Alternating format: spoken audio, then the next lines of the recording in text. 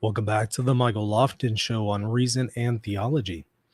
Is Pope Francis really the Pope? Well, I'm going to be responding to a video by that title from Lifesite News. There was a video by John Henry Westen, as well as Charles Murr, and a lady by the name of Dorothy. I believe she's a contributor there at Lifesite News, author, contributor. And they do a segment called Faith and Reason. And they're asking this question, is Pope Francis the Pope? And they're wrestling through this topic. And I think that some guidance is needed here from somebody who has looked into this situation, not only with the current pontificate, but also deep into church history on the question of papal heresy. I've certainly looked into the first and second millennium on this question, and there are a lot of turns and twists. But I do think that having looked through that, there's some guidance that I could offer to this question, and specifically to the topic of whether or not Pope Francis is actually the Pope, if he's a heretic, if he is one day going to be declared to be an anti-pope, stuff like that. Those are the questions that they're grappling with, and I think I can offer some guidance here. Well, I definitely want to say at the outset, I think we can all agree that there's a crisis in the Catholic Church. I think a person who would deny that is just either not aware of what's taking place, or they're not aware of what the standard of Catholicism actually is. One of the two. But in the case of most people, I think they're aware that we're going through tough times. We have been through tough times in every single century in the last 2,000 years. We always pivot in church history from one crisis to another. If you look at and study the first millennium and second millennium, you'll find this in church history. We just go from one controversy to another, one heresy to another. And then we have saints who rise up, refute the heresy. The church backs up the saints and definitively or authoritatively issues a declaration against the heresy. And then we move on to the next battle and to the next fight and to the next issue and next controversy and the next sin that we have to fight against. Often coming from society, but also from people in the church who are incorporating those elements found in society and trying to bring them into the church. And so today is really no different in that regard, though each situation and each crisis is unique in its own way. There's certainly a common strand and a common theme between them all. Dissent from the magisterium, following the ways of the world, departure from Scripture, and so on. Well, that's what we're going through today, and I think we can all agree that that's taking place to one degree or another. And I think that there are a lot of people out there who recognize this crisis in the Catholic Church, but they're struggling with how to analyze it, how to properly assess it, make sense of it, to know what is going on and what isn't going on. And then more importantly, how to respond to that crisis. Now, what you're going to see in this video are three individuals who are attempting to grapple with that question. How do you respond to the crisis in the Catholic Church? And in that process, they're also talking about, well, what is the nature of this crisis? So those two elements of how to properly analyze the crisis and then how to properly respond to them is what they're attempting to grasp at. Now, whether or not they're successful in it, I guess we'll find out by the end of the video. But what I'm going to do is, as I review the video, I'm going to offer my commentary. I'm going to play highlights to you, various portions of the video. It's about an hour and 10 minutes. I'm not playing the whole thing. I'm only going to go to select highlights. But we have actually quite a few of them. And so buckle up. There is a lot of territory to cover here. And I'm going to play these various clips and then interact with it and hopefully offer some guidance. Okay, so let's go to the first part here at the 2-minute and 11-second mark. I'm going to share my screen. And what you're going to see is actually a commercial. No, I'm not going to play the whole commercial and bore you with that. But the point is, this segment is actually part of a commercial. And I found it ironic. And you'll see why. Let's play it together. Listen, dear friends, long gone are the days where you and I could just simply trust what the nightly news broadcasted or consider what we read in the local newspaper as the truth. The mainstream media deceives the world, telling them bold-faced lies and often using fear to scare and control the masses. Now, let me just stop right there and say this. My jaw dropped when I watched that, because that's exactly how I would describe Lifesite news. A lot of misinformation, and then we're actually going to see some of that misinformation today in this video. Some of it is bearing false witness, unfortunately. A lot of misinformation and fearmongering, putting fear into people's hearts, fear about the synod. We're going to see it here in a moment. You know, we're going to see in just a second John Henry Newman talking about how we're on the verge of accepting heresy with the synod. Again, putting fear into the hearts of people. Well, I again found that ironic. And I would say, well, if John Henry Westen recognizes that problem with secular media, I would just ask him to take an honest look at his own news outlet and ask, has it not become the Catholic version of the very thing he is decrying? Because in fact it has. I can go over numerous cases of misinformation and slanders against Catholic figures, including the Pope, and a lot of fear mongering. A lot of confusion has been created by this quote unquote news outlet. So I found that interesting. But let's go to more substantive things from the video. Let's maybe skip to the 3-minute 48-second mark. And here we're going to see John Henry Westen say he is not sure if Pope Francis is the Pope.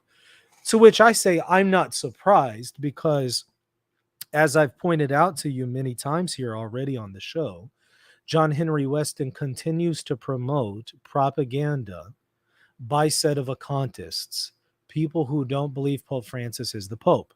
Vigano, Nix, Altman, they don't call themselves sedevacantists. They redefine what a sedevacantist is in the same way that the liberals redefine what a woman is. But of course, they actually meet that description, because sedevacantist means that there just simply is no Pope. The see is vacant. Those figures believe the see is vacant, ergo they are sedevacantists. They might be distinguished from sedevacantists who believe that, you know, all popes since 1958 aren't actually popes. Sure, we can distinguish them from them, but they're still in this broad category of sedevacantism. So be that as it may, we see constantly John Henry Westen promoting these figures, promoting articles, videos, and talks and conferences that put forward the view that Pope Francis isn't the Pope. So I'm not surprised to hear him say, well, you know, I just don't know if he's the Pope or not. I call him the Pope kind of to be safe, but I just don't know if he's the Pope. Well, I'm not surprised. I've been warning you guys about this. Let's watch that part. Why Pope Francis is not Pope. And of course, that created a firestorm in a lot of places, and a lot of things were said, but we want to examine the question. Everybody will, note that I'm calling him Pope Francis. And I do that specifically because I'm not sure what the truth is on the matter. There have been very learned, very holy people who have said Pope Francis is not Pope, including Father Altman. But not only that, there's Archbishop Jan Pavel Lenga, who was the superior to Bishop Schneider and is now retired. There's also Bishop Gracida. Rene Gracida was one of the most pro-life, amazing holy bishops in the United States. He's still alive, actually. Okay, so a couple things are going on here. But as you can see, he's saying he doesn't know if Pope Francis is the Pope. He calls him that as default because he's unsure. So he's siding on that side of the spectrum. But he says, look, there's all kinds of holy people, saints in the Catholic Church today who believe that Pope Francis isn't the Pope. I challenge that. I certainly hope they go to heaven. And in that sense, will be saints. But will they ever be canonized saints? I can assure you right now, they will not. People who are denying that Francis is the Pope, they will not be canonized. How do I know that?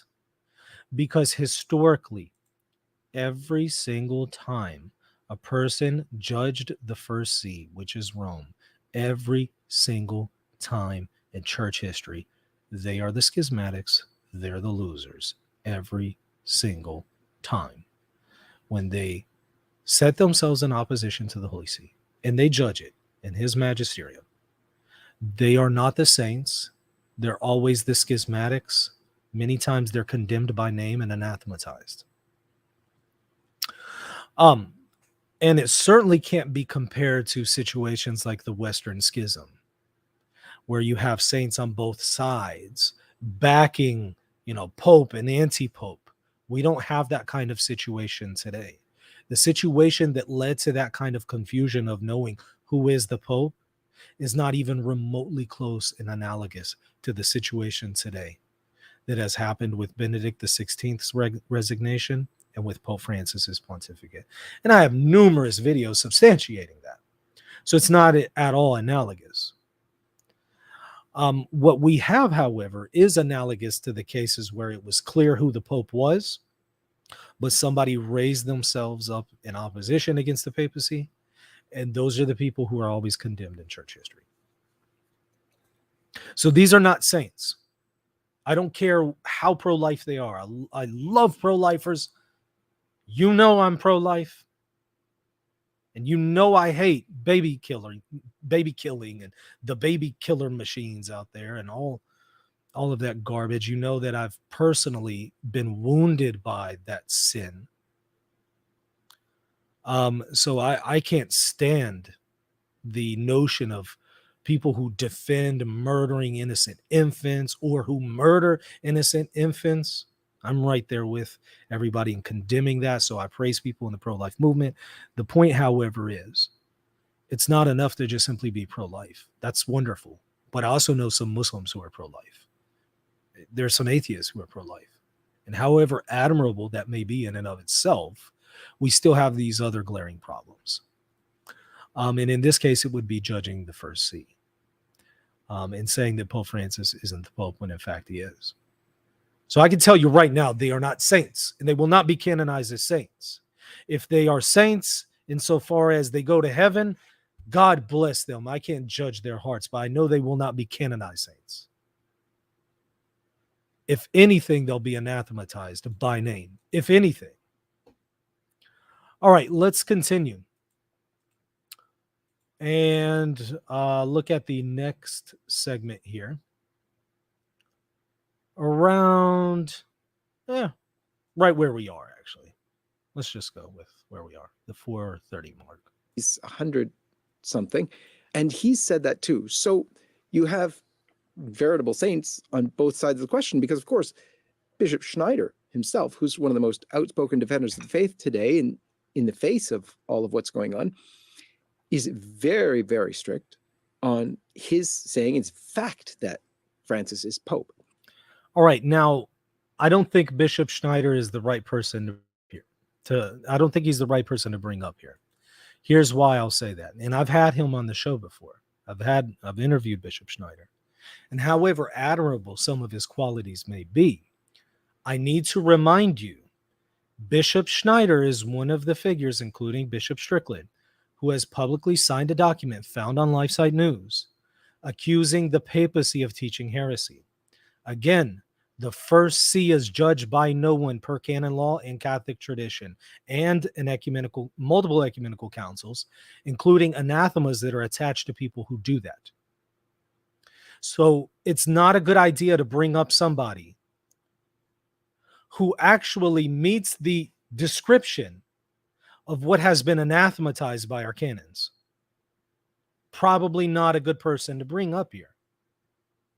The problem is John Henry Westen is the one who promotes that condemnation of the papacy in accusing Desiderio Desideravi of containing heresy. So, of course, that doesn't shock him because he's the one facilitating that. But in reality, over and over and over in church history, the first see is judged by no one. You do not get to judge the magisterium of the Pope, and those who did it were anathematized. And those who do it today fall subject to those same consequences. Our fathers at the Eighth Ecumenical Council said, when you judge the papacy in this way and you accuse it of heresy, that merits eternal damnation. I don't care how nice a person is. I don't care how traditional they might seem. I don't care how pro-life they are. Those are all wonderful things. But if they anathematize the Pope or they condemn his magisterium as teaching heresy, they fall within that anathema. And our forefathers, our conciliar fathers at these ecumenical councils say this merits eternal damnation. Now, I hope they turn away from it before they die. I hope they repent, or at the very least are invincibly ignorant and thus not fully culpable. I hope. But don't set those people up as standards and bastions of orthodoxy in the church today, when in fact, according to Catholic orthodoxy, these are the people who would be anathematized by our ecumenical councils. And unfortunately, there's not enough people calling them to accountability and calling this out. Those days are over. Those days are over. Letting this stuff slide, that's over.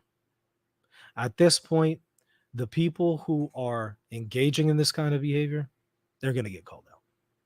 It is what it is. Let's continue. Let's go to, let's just continue where we're at. They have another little segment beginning right now. So hugely confusing times. And there are a number of theories as to why and what. We're going to get into all of that. But that's why we're doing this, because of the confusion of our times and because of where we're at. Father, I'd like to give you a first shot. Let me stop there and let's talk briefly about those confusing times. I agree we're in confusing times. Part of that confusion is because of popes and bishops, admittedly, post-conciliar popes and the bishops, even including this pontificate. Yeah, there's some confusing things because of the papacy itself and because of the College of Bishops itself. I think that can be granted. Now, there's also other things that factor into the confusion, but that's part of it. And really, the buck stops with them. That being said, some of the crisis in the Catholic Church is artificial. It's not actually real. There is a real crisis. I just conceded that. I just admitted that. I talk about it all the time. But some of this stuff is blown out of proportion. It's artificial. It's contrived. It's made up. And you know who's making it up? People like John Henry Westen and Lifesite News and others, who will engage with this hermeneutic of suspicion. And they'll approach something that the Pope said or this bishop said and interpret it in the worst possible way and then run with it and not do proper journalism in some areas, not do enough research and just run with it. Case in point, the Pachamama scandal. I have a whole video demonstrating that. I'll put it in the show notes. So some of this is artificial and contrived. So I agree there are confusing times. But then the question is, well, how do we properly respond to it? Well, it's not by adding to that confusion. And it's not by creating an artificial confusion in the Catholic Church and thus adding to the real confusion. It's by properly analyzing what that real confusion is and then determining what is the proper response. Neither of which they do. They don't properly analyze the confusion accurately, nor do they offer a legitimate solution to the confusion in the church. I'll tell you why. It's the blind leading the blind. And when you're the blind leading the blind, you're going to be all over the place. And you're often going to do more damage than good, more harm than good. And I submit to you that's what's taking place here. Let's continue. Let's go to the 6 minute and 11 second mark. Right around here, where we're going to get some commentary from Charles Murr. Okay, you should be able to see it now. I remember asking someone not so long ago, did they believe that Pope Francis' election was legitimate and that his papacy is legitimate? Is he the Pope? And the answer that came back was, I don't see how he could be. I thought, and I had no comeback to that. I really didn't. I felt at a loss. I can't ever remember a time in my life where I wasn't ready and able to defend a Pope. How sad. How sad that Murrow was not able to do that. Let me do that for him since he was unable to do it. Now, he does recognize that Francis is the Pope. He just says, well, that's the problem. He is the Pope. So what do we do? Let me maybe offer some guidance here to Murr and others who might be confused in this area. I do find it tragic that he did not know how to respond to that. I'll give you some shorthand tips here. How about the universal and peaceful acceptance of a papacy? How about that? Have we considered that? If we don't know what that is, well, that might be the problem right then and there. What is this notion of universal and peaceful acceptance? Well, if you look at the preconciliar era among the manualists, you'll find this concept pretty well established among the Catholic theologians. It's actually incredibly helpful. You can find it expressed, for instance, by Cardinal Bio. And it says this. Let's say there's some confusion with the election of a pope. Let's say actually there's even some canonical irregularities. So there's actual impediments to the elevation of a cardinal to the pontificate due to some canonical defect in his elevation. So not only is there confusion, there's this canonical defect. Okay, well, what do you do at this point? How do you know that someone actually is the Pope? Universal and peaceful acceptance says, well, if at the time of their elevation, they're universally and peacefully accepted by the church as the Pope, then even if they were not canonically elected, that is, there was some canonical impediment and canonically they're not elected. If the church peacefully and universally receives that cardinal as Pope, he becomes Pope, and that heals in the root any canonical defect. Why is that? Well, it's based on the notion that the church as a whole is infallible. So at the time of his elevation, is there universal and peaceful acceptance? Now, in the case of Pope Francis, the answer is yes.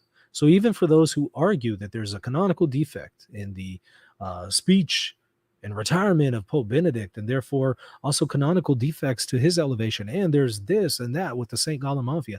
Now, I've done multiple videos responding to all that. I won't repeat them here, but they're wrong about all of that. But even if they're right, universal and peaceful acceptance would heal in the root those canonical defects. So it's a moot point anyway.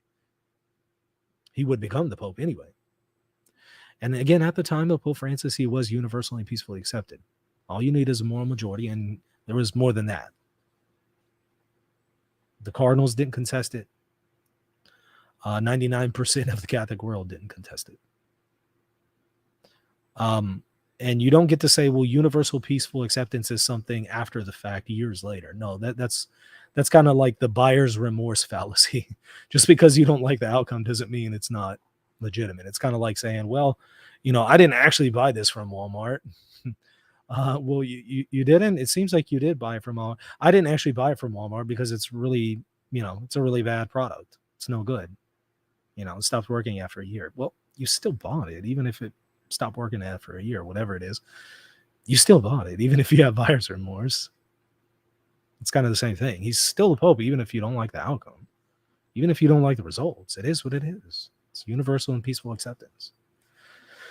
So though I could entertain and go through all of the conspiracy theories with St. Gallen Mafia and others, and I've refuted those already on this channel, though we could go that route, I'll just go shorthand and just throw the universal and peaceful acceptance card on the table, which trumps all of this stuff.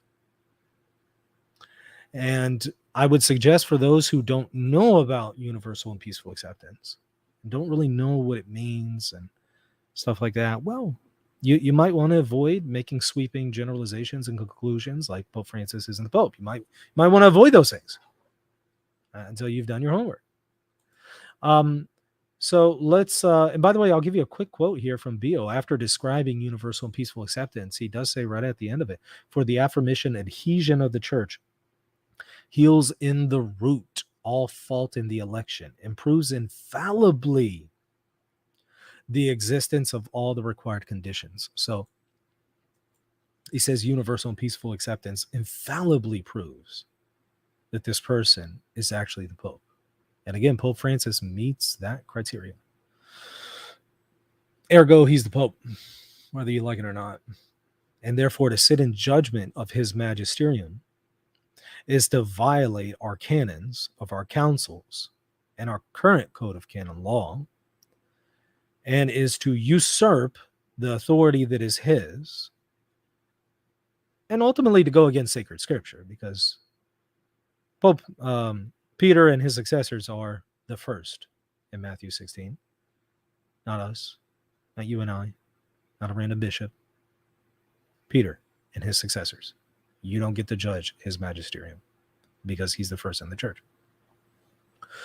Let's continue. Let's go to 853, right around there. This is the Dorothy lady who comments. And she was stunned by alleged discussion of bishops discussing that homosexuals in the Catholic Church might actually have some gifts. Now, she goes on to say here in a little bit that it turns out these discussions didn't actually take place between these alleged bishops. But at first, when she heard of discussions taking place among the bishops, she was just scandalized by it. To which I want to respond to that question. But let me actually play it first before I do that. So reading the news as it happened about the extraordinary synod on the family, I likened it to September 1939, the invasion of Poland. You know, we're so used to it now that the actual shock of it we've kind of lost. But I will never forget the shock of hearing it discussed during the extraordinary synod, the idea that the bishops discussed amongst themselves the special gifts that homosexuality or people who experience same-sex attraction bring to the church, and also the topic of giving. Now, we'll continue that in just a moment, but let me just respond to that. Here she says she is just shocked of alleged discussions of cardinals and bishops on gifts that homosexuals in the church might have.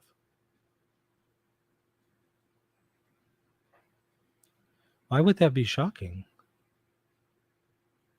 Let me be bold and frank here, but just very upfront and say, Miss Dorothy is a sinner, right? Just like I am. Miss Dorothy is a sinner, just like the rest of us. Miss Dorothy has gifts from the Holy Spirit. I'm sure of it. Every single Christian has gifts given to them by the Holy Spirit. Regardless of their sin, if they're struggling with the sin of sodomy or some other sin, the sin of pride, the sin of rash judgment, the sin of schism, whatever their sin is, they still have charisms. Dorothy has charisms, even though she's a sinner. Now, I don't know what her sin is personally or her sins, but she has them just because I know she does, because I know I do, and everybody else in the church does. So I know she's not free from this. She's not exempt from this phenomenon. Okay, now she can recognize that she's a sinner and she has gifts. How's that any different from somebody who's struggling with sodomy? Whether or not they're in a state of grace, that's a different question to whether or not they actually have charisms. A person who engages in a mortal sin has still been given charisms by the Holy Spirit. Every single person baptized has been given charisms by the Holy Spirit. This is just 1 Corinthians. There's no way around that. It's just basics of the Bible, right? So that's all they're discussing. And then she even notes that it didn't actually even take place, this discussion. However, I have actually heard those discussions. And what they're talking about is they're talking about the fact that, look, even people who are struggling with this sin still have certain charisms that the Holy Spirit has given them. Absolutely. And so what they should do, a person who is struggling with the sin of sodomy, what they should do is not practice that sin, right? Just like the rest of us. We don't get to practice our sins either. So they should not practice it, not engage in it, and rather focus on the charisms that they have been given and practice those and give those to the church. Use those in the church. There's nothing wrong with saying that. So what's shocking to me is the fact that she's shocked about that. The only way that's shocking is if we're being Pharisees and we're being hypocritical. Now she's going to continue with some more misunderstandings about Amoris Laetitia, which I've engaged in detail here on the show.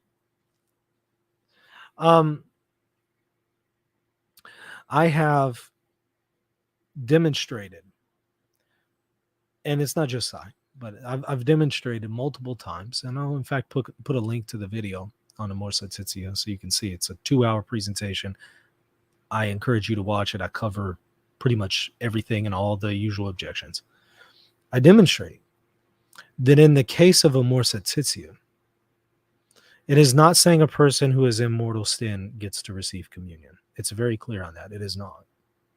But that is how they present it every single time. If that is your understanding of Amoris Laetitia, you are bearing false witness. Whether you know it or not, you're bearing false witness. Stop doing that. Stop doing that. You're slandering the magisterium. Stop doing that. You're scandalizing people. Stop doing that.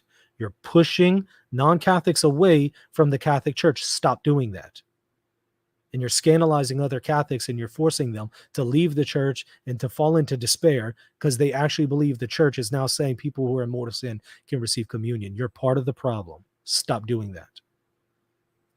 What it's saying is that somebody who, though they might have some grave matter in their life, if there are impediments that mitigate their circumstances and reduce their sin to a venial sin, and rare circumstances, they might be able to receive communion.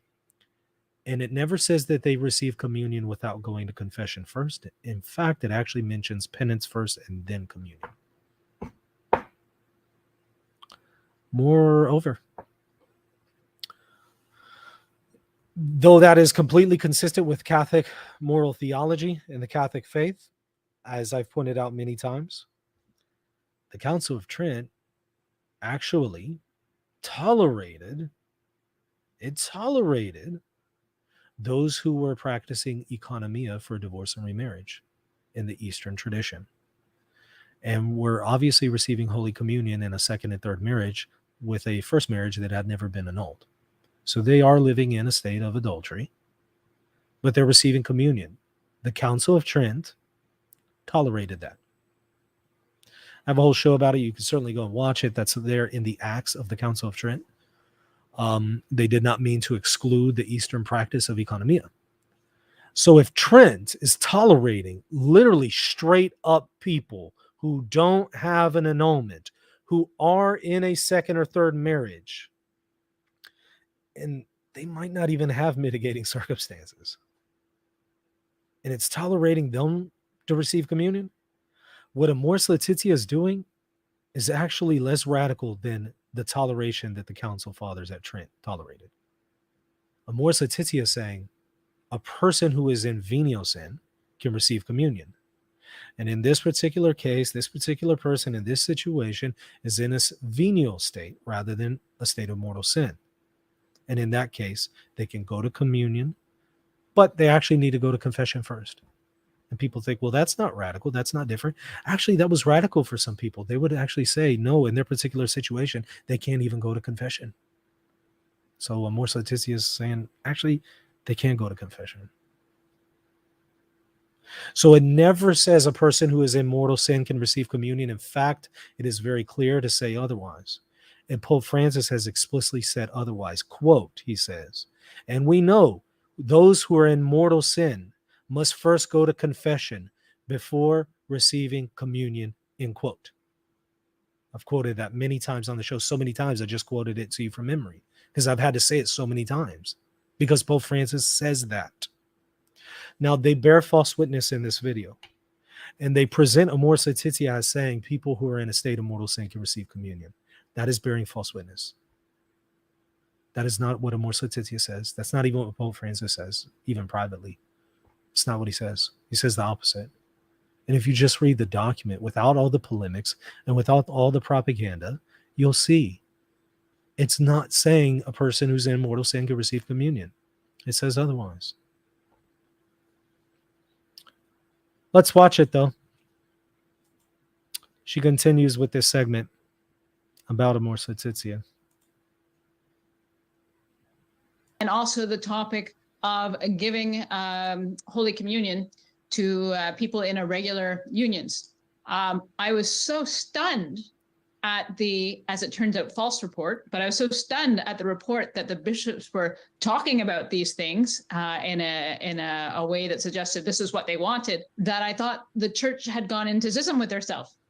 I didn't know what to make of it, and so I decided I should go and have a drink.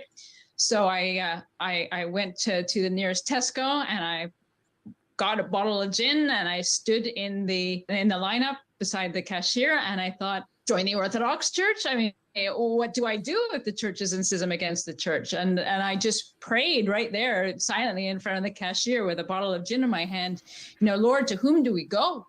To whom do we go?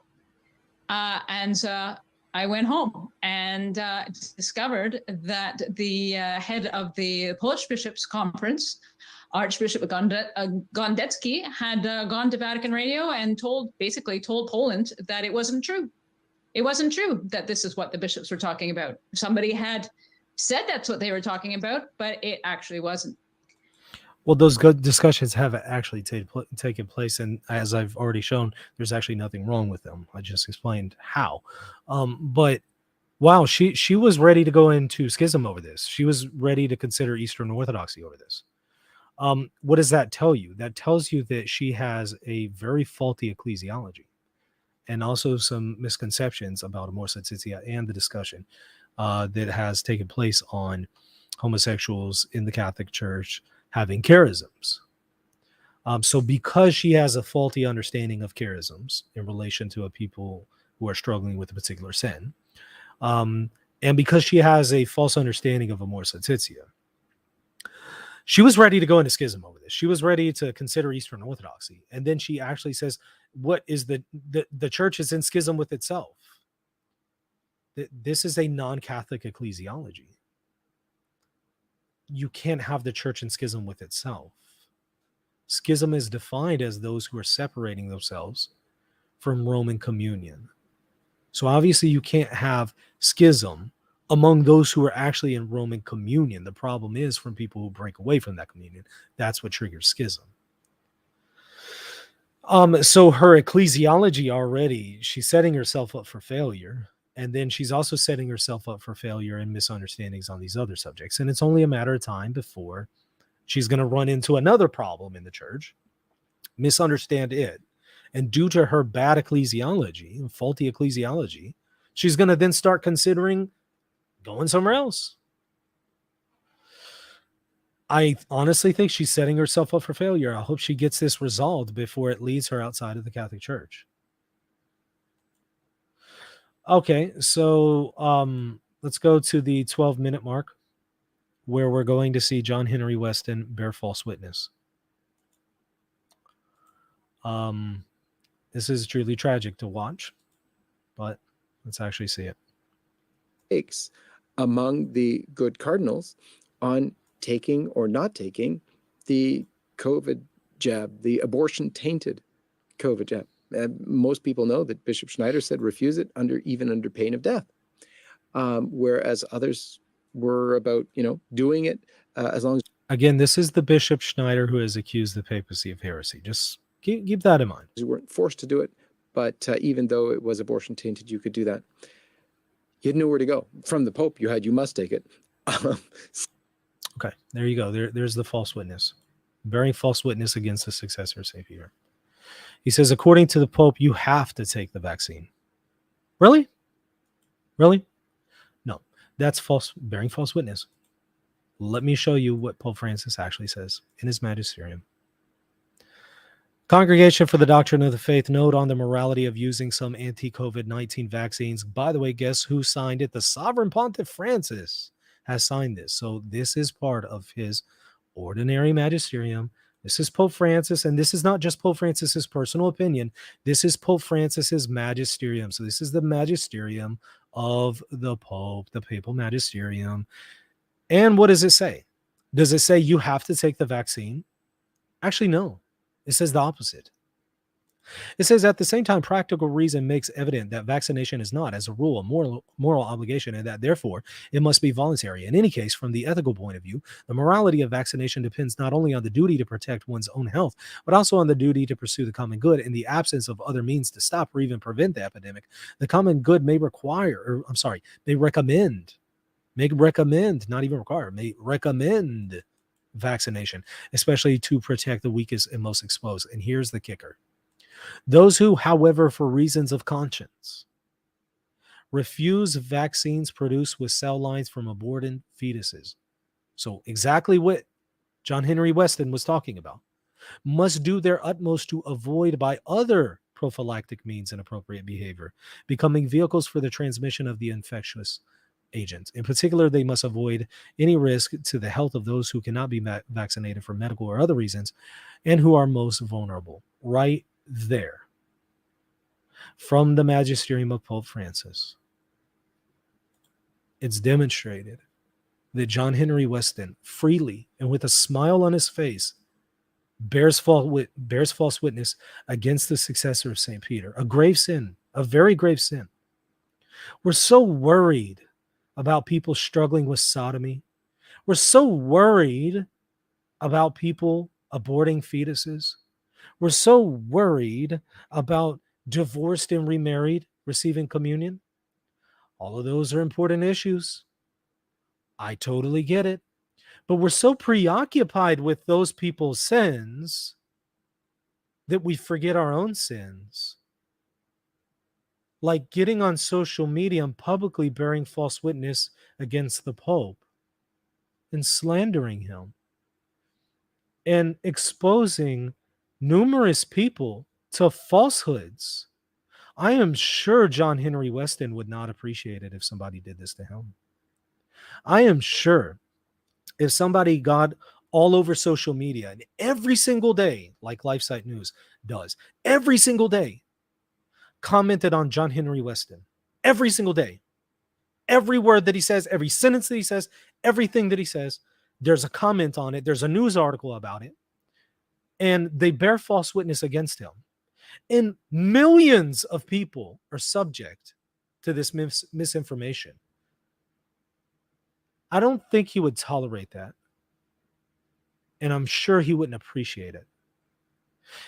If there were people saying John Henry Westen is a Muslim, and really, John Henry Westen is actually a female. He's just pretending to be a male, but he's actually a she-male.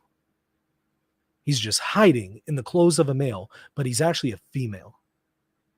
he would be furious if people were out there pushing that kind of silliness. And millions of people were coming to these conclusions about John Henry Westen because of this kind of slander and bearing false witness. He wouldn't appreciate that.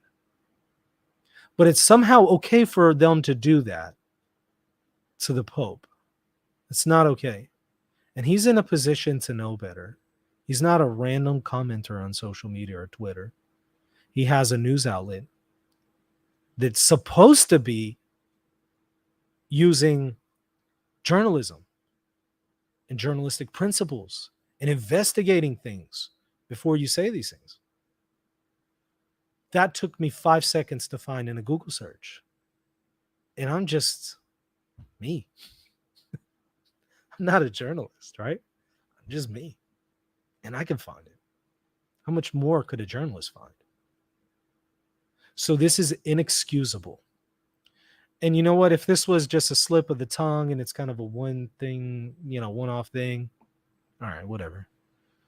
It's bad, but I mean, I'm not going to rake them over the coals. But this is a constant thing.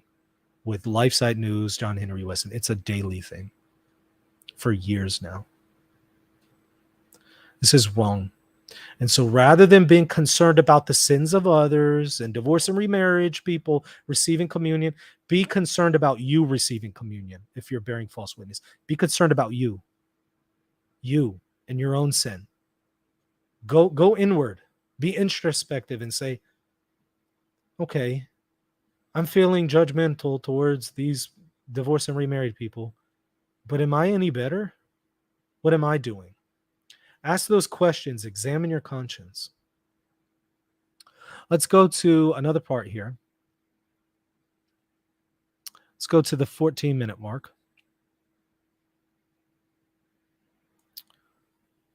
And let's look at the make a mess comment that they make about Pope Francis. On something that you just mentioned, I think it's very important. You said things are messed up. Well, pardon me, but that's exactly what Pope Francis said he wanted. That's exactly what he said. As a matter of fact, he said in Spanish to a big group of young people, hagan lío, make a mess. And I remember these are the first days of his pontificate. I said, make a mess? What? What? When the world is in dire need of clarity, make a mess? Make more of a mess. We're not in a big enough mess, I suppose, right now. I think it was on day. Let's stop there. What's the problem? Well, he's equivocating on the phrase make a mess. And he's interpreting it, obviously, in a very negative way. Whereas all Pope Francis was actually saying contextually to the youth there at World Youth Day is shake things up. Don't be complacent. That's all he's saying. He's not saying go and confuse people with false doctrine and make war against the Catholic Church and its tradition. That's not what he's saying. But that's how Murr and others present him. But that's obviously not what he's saying in the context very clearly. It's not what it is. But with this hermeneutic of suspicion, interpreting him in the worst possible way, that's what you would conclude if you interpret him in the worst possible way. I could do this to Charles Murr too. And in fact, Protestants, I'm sure, do it to him all the time. I'm absolutely certain Charles Murr calls the Virgin Mary the Mother of God. I'm absolutely certain. He better. She is the Mother of God. But there are a whole lot of Protestants who will hear that and will equivocate on that term and say, oh, so you think that Mary's eternal and uncreated and she created the uncreated? That's stupid. Yeah, we could straw man Charles Murr and say that. But obviously that's not what he means when he says Mother of God. He's saying that the second person of the Trinity, who's divine, became incarnate through her. And so the one she gave birth to is divine. Not in eternity past, but in the incarnation. So it's a licit use of the term. But if you equivocate on that phrase and interpret it in this other way, then you would come to Charles Murr and say, yeah, this is ridiculous. Why do you believe that? And that would be unfair to him. But that's what he's doing to Pope Francis. So again, I'm pretty sure he wouldn't appreciate it if we did this to him. I guarantee that there are things in this interview I could just take way out of context and just twist and just start bearing false witness against him and say, but you said this, and then I quote him, but then I take it out of context or play these word games and equivocate and then change the meaning of it. I could do that with Charles Murr. I could do that with anybody, with any of these people here, with this interview and everything that they've said before. It's not hard to do if you're not trying to give people the judgment of charity. And that's what's taking place here. So let's now go to the 16-minute mark, where they're going to speak about sowing ambiguity. Gotta forgive me, cut me a little bit of slack. I generalize an awful lot, right? But it seems that he sows ambiguity in everything that he's saying. After he says something, there are people fighting. What did he say? Well, I don't know. All right. So let's talk about that ambiguity with Pope Francis. I'm of the perspective that Pope Francis could be more clear. I'm of the perspective that Pope Francis should not be offering off-the-cuff comments. I'm of the perspective Pope Francis should only speak whenever he has something prepared, and that it has also gone through a really good filter, who has scrutinized it and looked at it and said, okay, how could this be misinterpreted? And how is the world going to read this? And how are people who are radical traditionalists and radical progressives, how are they going to read this? And scrutinize everything to avoid some of the common pitfalls. I'm of the opinion he shouldn't comment unless whatever he says has gone through that rigorous process. It's up to him whether or not he does that. That's on him if he doesn't. He's responsible to an extent for any off-the-cuff comments that he has made that have themselves caused confusion. He's responsible for that, and he'll give an account for it before God. That being said, though that does happen with Pope Francis, in a lot of these cases, it's not that he's being ambiguous. It's that the people who are interpreting him are being dishonest or being rash, and they cause a lot of ambiguity. And they start introducing a lot of doubt. And they start to say, Pope Francis said this, and he didn't actually say that. Pope Francis said that, and he didn't really say that. And they're introducing the confusion. It's artificial in nature in some cases. They create the problem. Lifesite News is a perfect example of this. And Father Charles Murr, which we just saw, is another example of this, with the Hagan Leo, among other instances. Murr's an example. So, though again, there's something to be said about Pope Francis, and he needs to do better. There's also something to be said about the people who are on the receiving end doing better, to not interpret him in the worst possible way, to not use the hermeneutic of suspicion, but to give him the benefit of the doubt in the same way they want to be given the benefit of the doubt. John Henry Westen, Charles Murr, the Dorothy lady, all these people, I could just, if I were a dishonest person and I had no conscience and I did not fear God, I could just rake them across the coals and twist their words and slander them and say, but you said, and then spin it in the worst possible way and just do the exact same thing that they're doing to Pope Francis and others. I could just do it right back to them until they finally get tired of it and start to say, well, I don't like it when it's done to me. I wonder if I'm doing that to others. That's my own story. I've mentioned that here on Reasoning Theology before. I used to be part of this crowd. I used to do what they're doing. I used to read Pope Francis and others with a hermeneutic of suspicion. I used to be involved in all this. Before a lot of these guys were saying what they're saying, before any of it was on their radar, I was doing that. And I was doing it publicly. And after a while, I started to get slandered myself. People started slandering me and twisting my words. And when I saw somebody, a prominent social media figure, accuse me of defending demon worship, when I literally just did a show right before that, an hour before, condemning demon worship, I knew, wow, there's a real problem here with the hermeneutic of suspicion, taking people out of context, twisting their words, and slandering. And what I did is I said, well, this person I've actually had on my show before, and this person has said a lot of things about Pope Francis, and I'm seeing people in this crowd saying a lot of things. And, you know, I'm the kind of person who says, if I see the fault in somebody else, I have to ask myself, do I have that same fault? Because I can't accuse them of something that I'm guilty of. So if I saw a fault in this person who's slandering me, and they were, I asked myself the question, am I doing that to others? And sure enough, I was doing that to Pope Francis, and I started to realize that.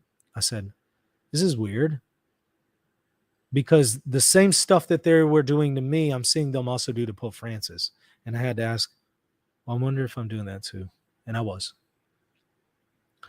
And so I had to walk some of that back and be more careful.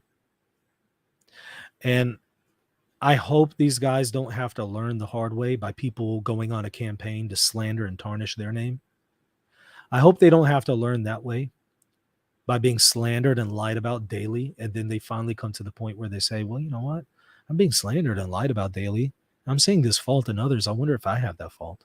I hope it doesn't come to that for them. I hope they have a wake-up moment before then, especially because they're in a position of responsibility where they have a voice that impacts a lot of people. Let's go to the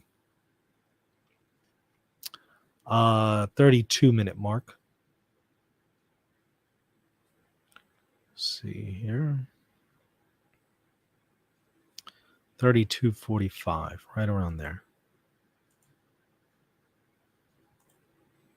All right, we're back to Dorothy. Having power, and now that I want to use the right word. I want to be careful with my words, as Jordan Peterson would say. I want to be careful with words, because when I say, maybe the right word is seekers of novelties. I think maybe that would be better than progressive. Okay, so seekers after novelties are now telling people basically you're a heretic if you don't agree with the Pope.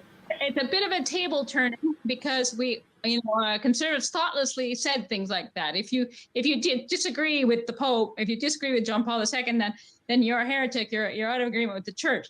That was foolish to say that, because the Pope does not determine doctrine. The Pope's job is to protect doctrine, and to unify the Church. So he's to lead us towards Christ, protecting the teachings of Christ. A protector, a shepherd of the Church on earth. It's not his job to change things to fit his own tastes or to fit the tastes of his own party, let alone the shall we say idolatry of change. All right. Oh, okay. Let me just briefly say this about the papal magisterium. So she's right to say, and Donum Veritatis, I'm sorry, not Donum Veritatis. De Verbum, is it chapter 10? De Verbum does say that the magisterium is subordinate to the scriptures. So the Pope or the College of Bishops can't make up doctrine. Doctrine has been revealed by God in the deposit of faith, and that public revelation is closed after the death of the apostles. So the magisterium can't come up with doctrine. That so far is true. But where we're missing the boat here is that just because the Pope doesn't make up doctrine doesn't mean that the Pope and or the College of Bishops are the authentic or authoritative interpreters of doctrine. That's where they're missing the boat. Yes, the Pope doesn't make up doctrine, but he is a magisterial organ that can authentically, and authentic here means authoritatively interpret doctrine. And you, in your conscience, are to assent to his interpretation of doctrine whenever he expresses it in his magisterium, not the other way around. If it's the other way around, and you get to scrutinize the magisterium, congratulations, you've become Martin Luther in his Here I Stand speech at the Diet of Worms. That's exactly what he was affirming. That ultimately he is the one who judges popes, councils, and interprets scripture. It's his conscience. Whereas in the Catholic position, no, it is the magisterium that authentically interprets the deposit of faith for us. And we assent to it, even if it's not a conclusion we would have arrived at. And unfortunately, Dorothy and others are not doing that. They're sitting in judgment of Amoris Laetitia, among other papal documents. And in the Pope's magisterium, he has an authentically interpreted doctrine. They dissent from it. And in fact, again, Lifesite News not only dissents, but also condemns the papal magisterium of heresy, sits in judgment of the papal magisterium. So they have a very faulty understanding of the magisterium. And again, they're setting themselves up for failure, because as soon as they do this, they become mini Martin Luthers. It's only a matter of time before they leave the church. It's only a matter of time before they find something that agrees with their own preconceived notions. Unless they retrace their steps and say, you know what, I'm not going to do what Martin Luther did. I am going to assent to the magisterium in its authentic interpretation of the deposit of faith, rather than my interpretation of the deposit of faith. I would say that she says Pope Francis has failed. She says he has failed at protecting doctrine. That's what she says. He's failed at this.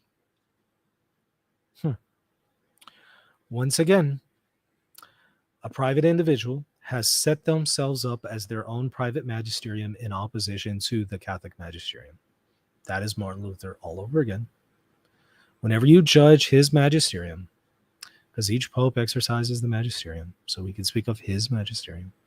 Whenever you judge the pope's magisterium, so you're not judging him as a private individual, a private doctor. You're judging his actual magisterium, which she has done.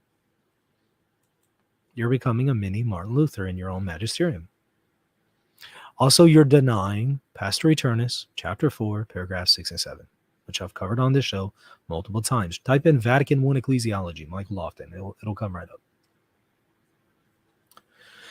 They need to go and reread that. People at Lifesite News and the people who are of their mindset need to go back and reread Pastor Eternus, chapter 4, paragraph 6 and 7, and ask, do I believe this? And honestly consider that, because in reality, no, they don't believe it. They don't. They don't believe Pastor Eternus. Because it says the exact opposite of what Dorothy says. It says that the Pope is actually the guarantor in that principal unity of the Catholic Church. And if that were somehow to be lost, if he were to not protect the faith, and if he were to then become a sea of pestilence, as Gasser puts it,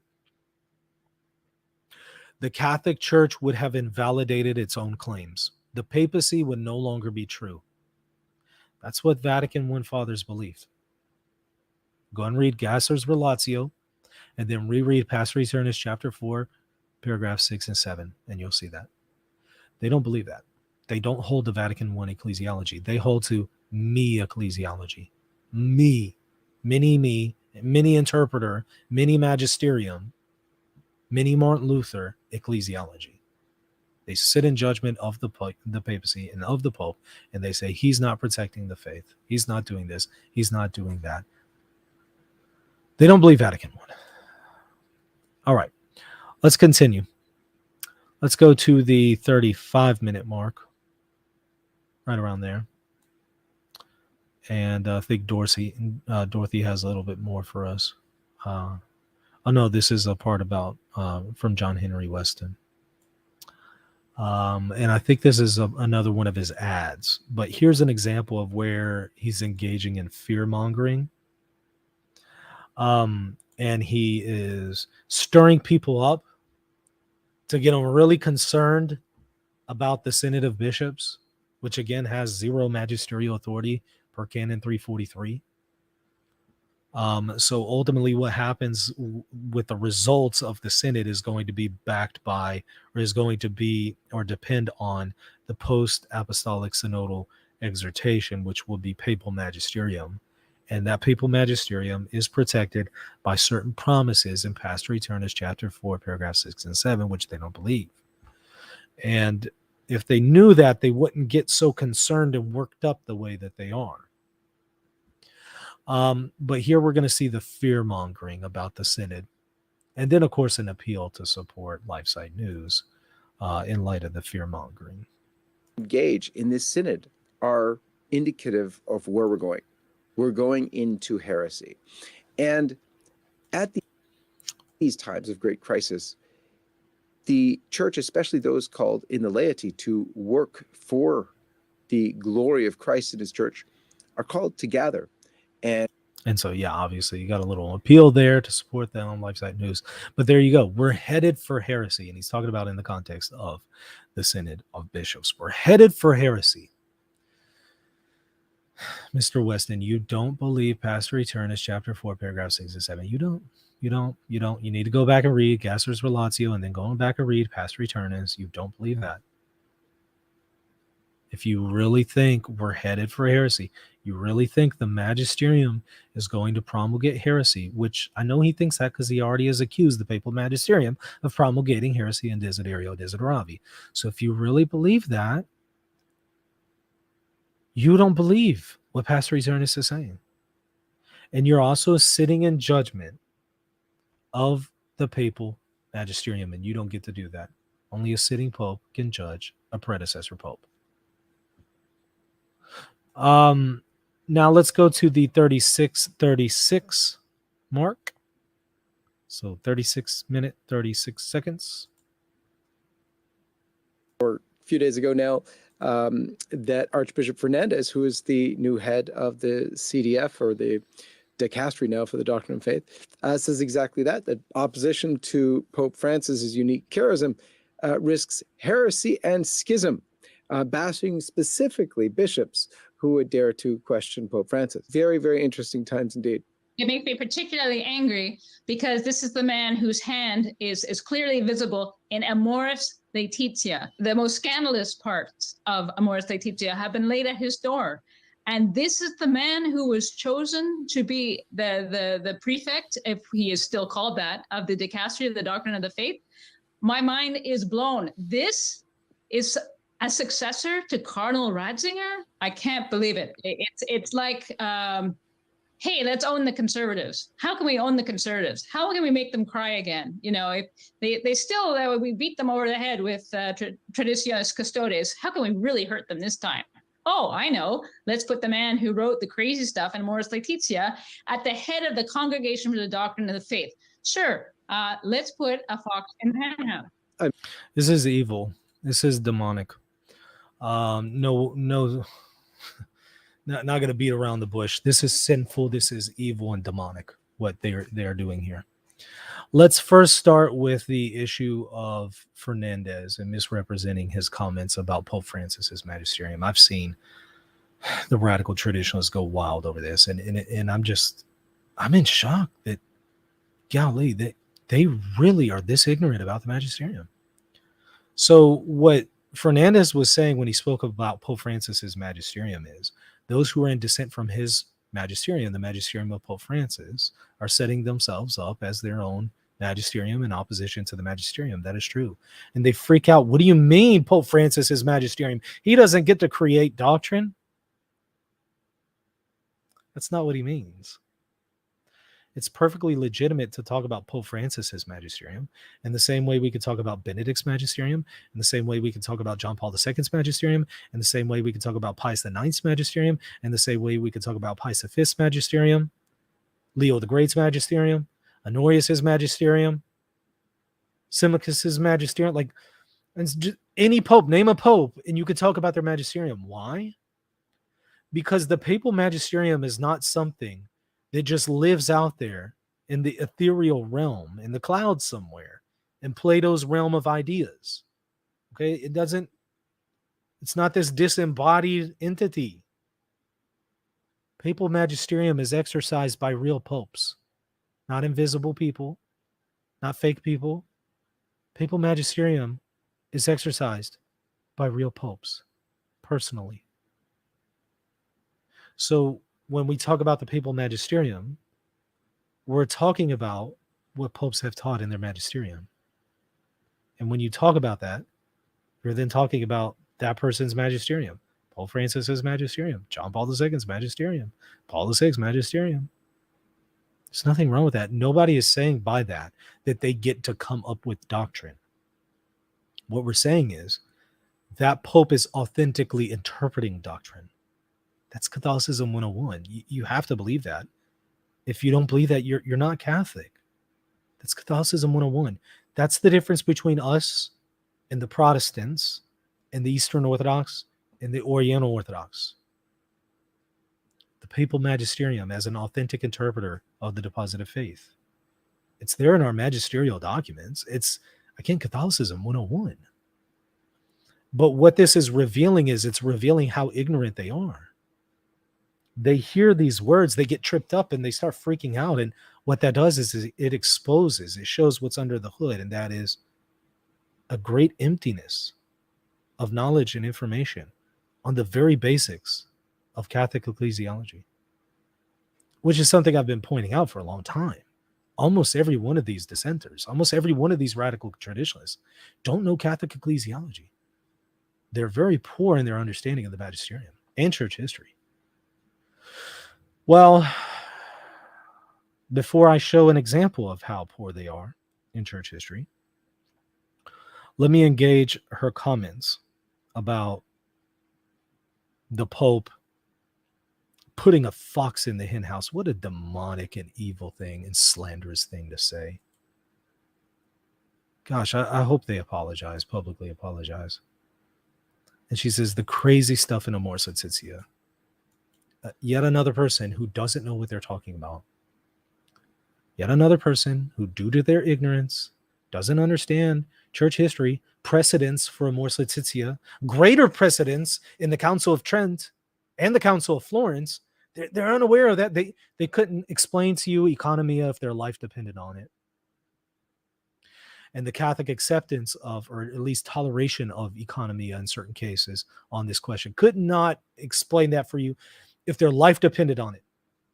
But yet they can sit in judgment of the papal magisterium when it comes to Amoris Laetitia. Why is that?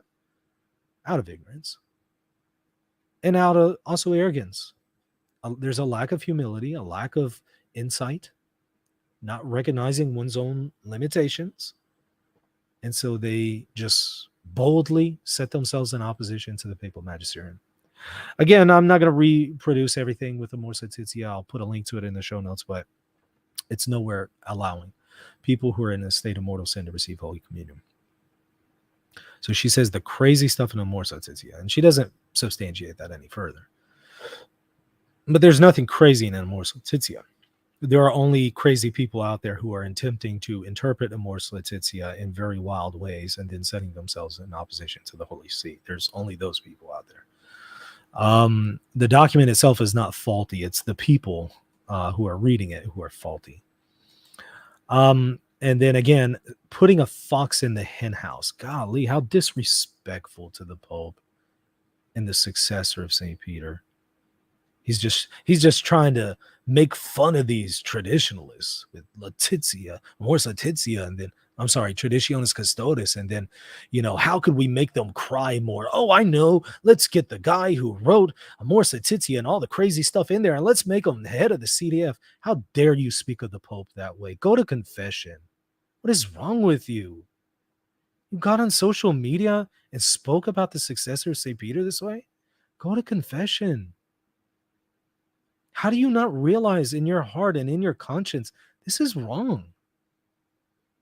You really think that that's what the Pope is doing? You really have that kind of evil suspicion against him? The sin of evil suspicion, as Scripture calls it?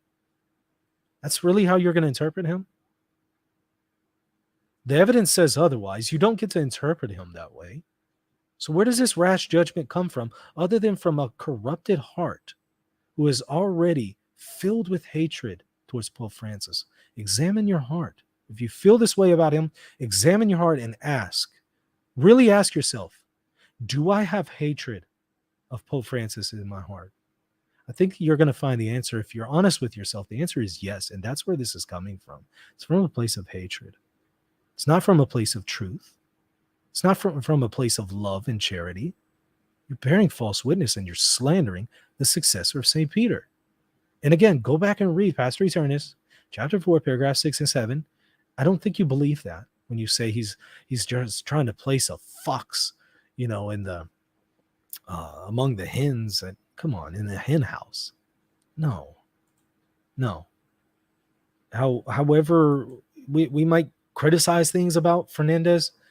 You don't get to determine if that is the Pope's intentions. You can't read his heart like that. You don't get to determine that. Well, let's go to the 37-minute mark, 37:48. And let's see the usual rhetoric about Amoris Laetitia and hell. Yes, it resurfaces yet again. But this time, they actually have a comeback. But you know what? I have a comeback too. And I have a comeback with responses and precedents from church history that they haven't accounted for. So stay tuned for that. I'm going to be right back. I'm going to get me some more coffee. And we're going to resume here in just a moment. We're halfway done.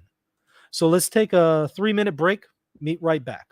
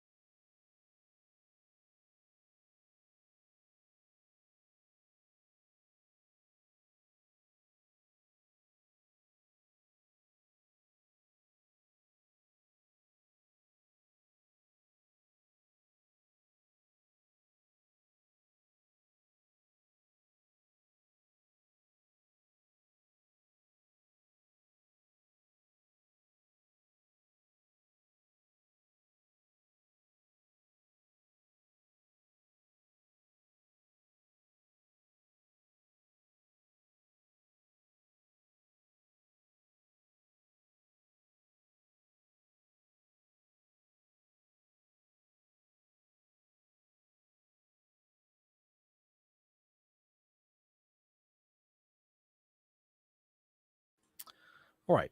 So let's continue here. We're going to resume where we left off. So I'm going to share my screen. And let's hear the new argument that they're going to offer about Amoris Laetitia.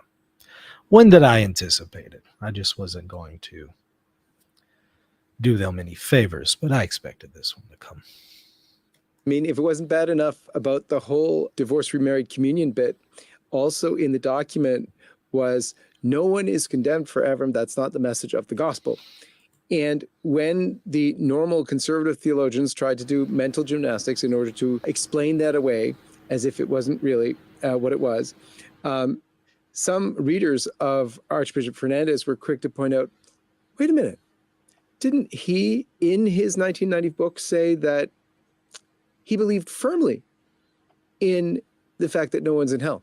Oh yes, the document meant exactly what that was. So it's just... Wow, he butchered that badly.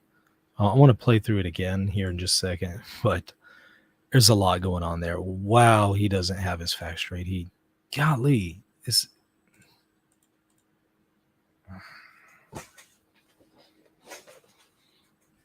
I don't know. I guess I expect more from a journalist outlet, but okay. So it's not to point out what has been pointed out is not gaslighting, mental gymnastics. It's literally reading the previous paragraph. They're talking about Amoris Laetitia, paragraph 297, where it says it's contrary to the gospel for anyone to be condemned forever, or to condemn someone forever. Whereas if you just look at the previous paragraph, which is not mental gymnastics, it's just reading something in context, right? Which I'm sure he would want people to do that with him. Reading something in the immediate context is not mental gymnastics. And the immediate context says the church can't condemn someone forever. And so the church is unable to condemn someone forever. If the person is repenting of their sins, if they're repentant, they go through their penance, the church can't condemn them forever. It does have to receive them back into the fold. That's all it's saying. Anyone with half a brain can read that and know that. It's not mental gymnastics. It's mental gymnastics and gaslighting to continue with this narrative. Now, he tries to make a comeback to that, which was done pretty comically because it was articulated incredibly poorly. But it's one I've anticipated, but I've also anticipated the response to that. I'm about 5 steps ahead of their arguments here. They're finally starting to catch up on this one, though. And they're saying, well, you know, Fernandez is supposed to be the ghostwriter, you know, to Amoris Laetitia. And he says, well, in his book, in 1990 book, it wasn't even a book. You're talking about an academic article that he wrote. And it wasn't 1990 either. Get the facts right. I mean, come on now. I have the article. I've read it. And what in the article he's doing, he just quoted him, or not quoted him, but represented him as saying no one's in hell. That's not what Fernandez says. It's not Fernandez's position. If you actually went and read it, but you clearly didn't. It is in Spanish, but that's okay. I've had people translate it for me. I've also had native Spanish speakers double check me on it. But what he's saying is effectively the Balthazar position. You might not agree with the Balthazar position. That's fine.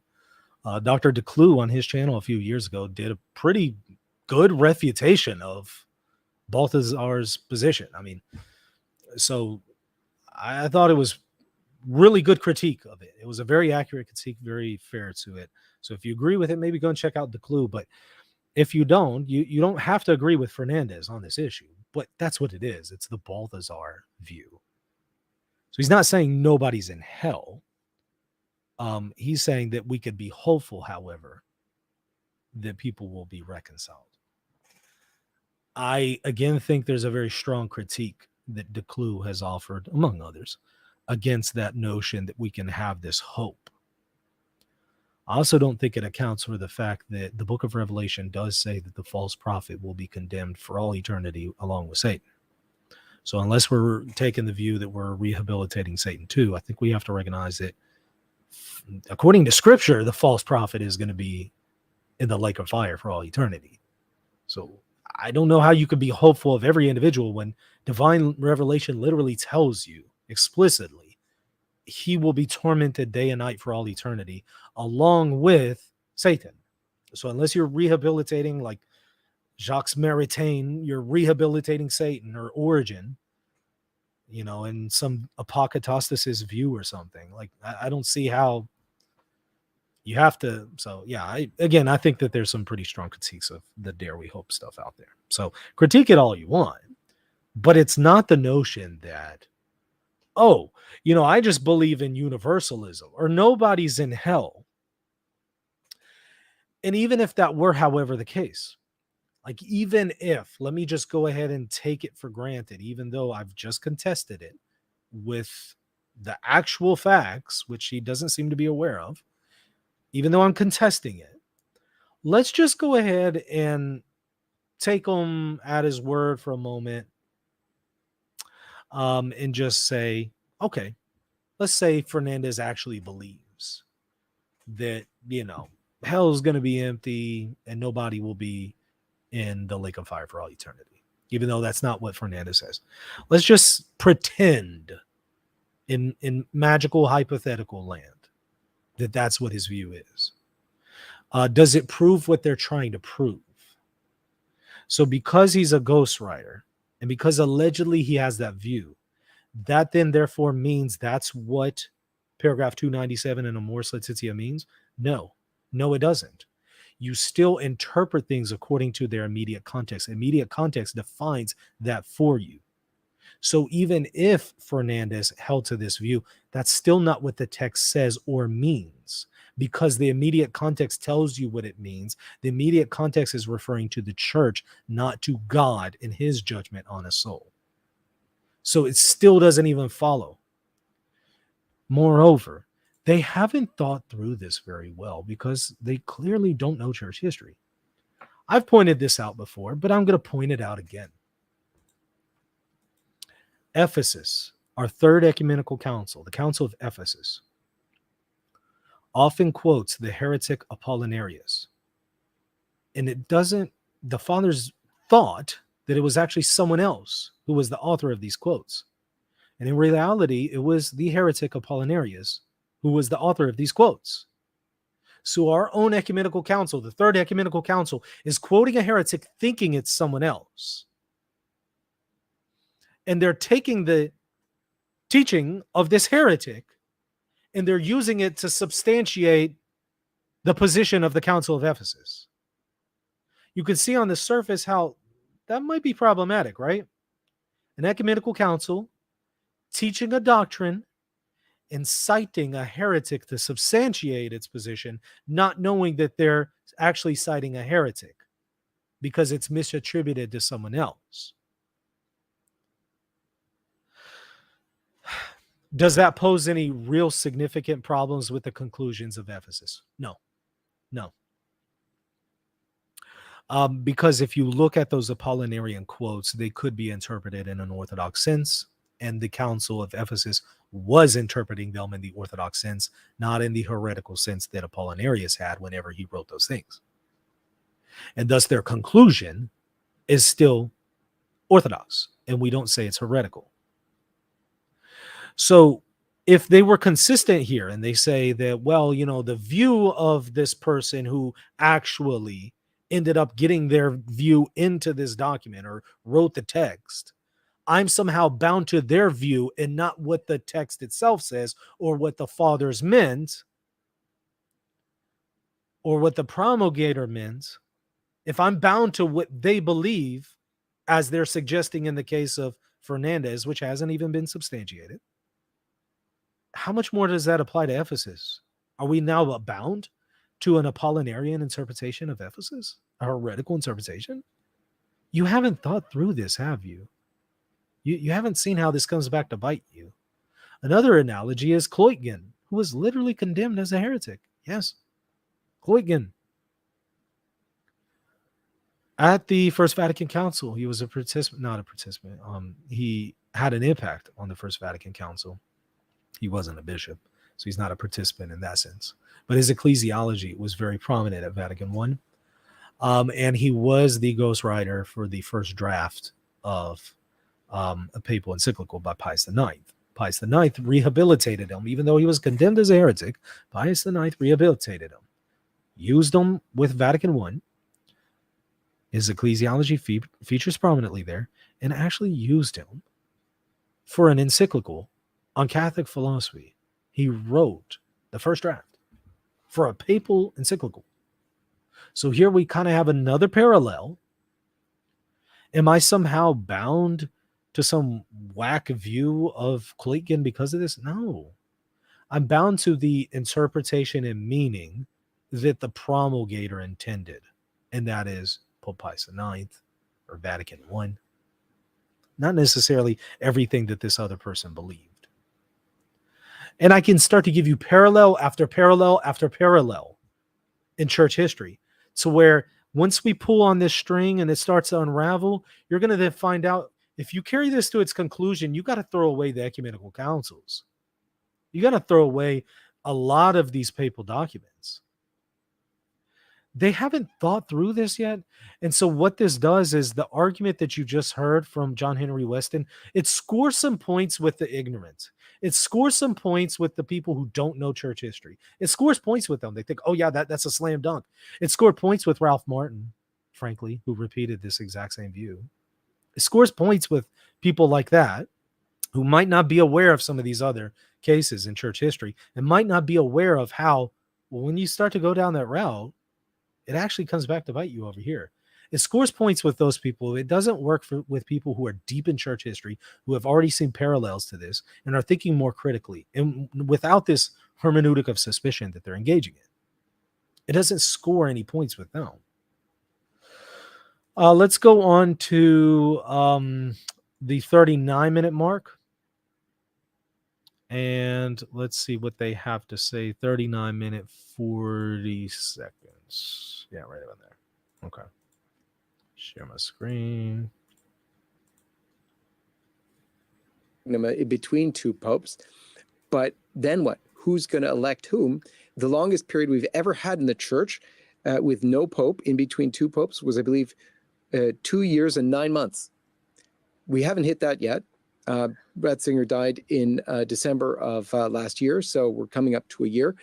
It's a real logistical problem too, isn't it, John Henry? It is. Because got a college of cardinals, the majority of whom were named by Papa Bergoglio himself. 99 of the 130, if memory serves. The people have been talking about this for years. It was considered fringe to question whether or not Pope Francis was the Pope, and all of a sudden it's becoming less fringe. I mean, here we are talking about it publicly for public consumption. But who among us has the moonists, shall we say, to say whether or not Pope Francis is the Pope?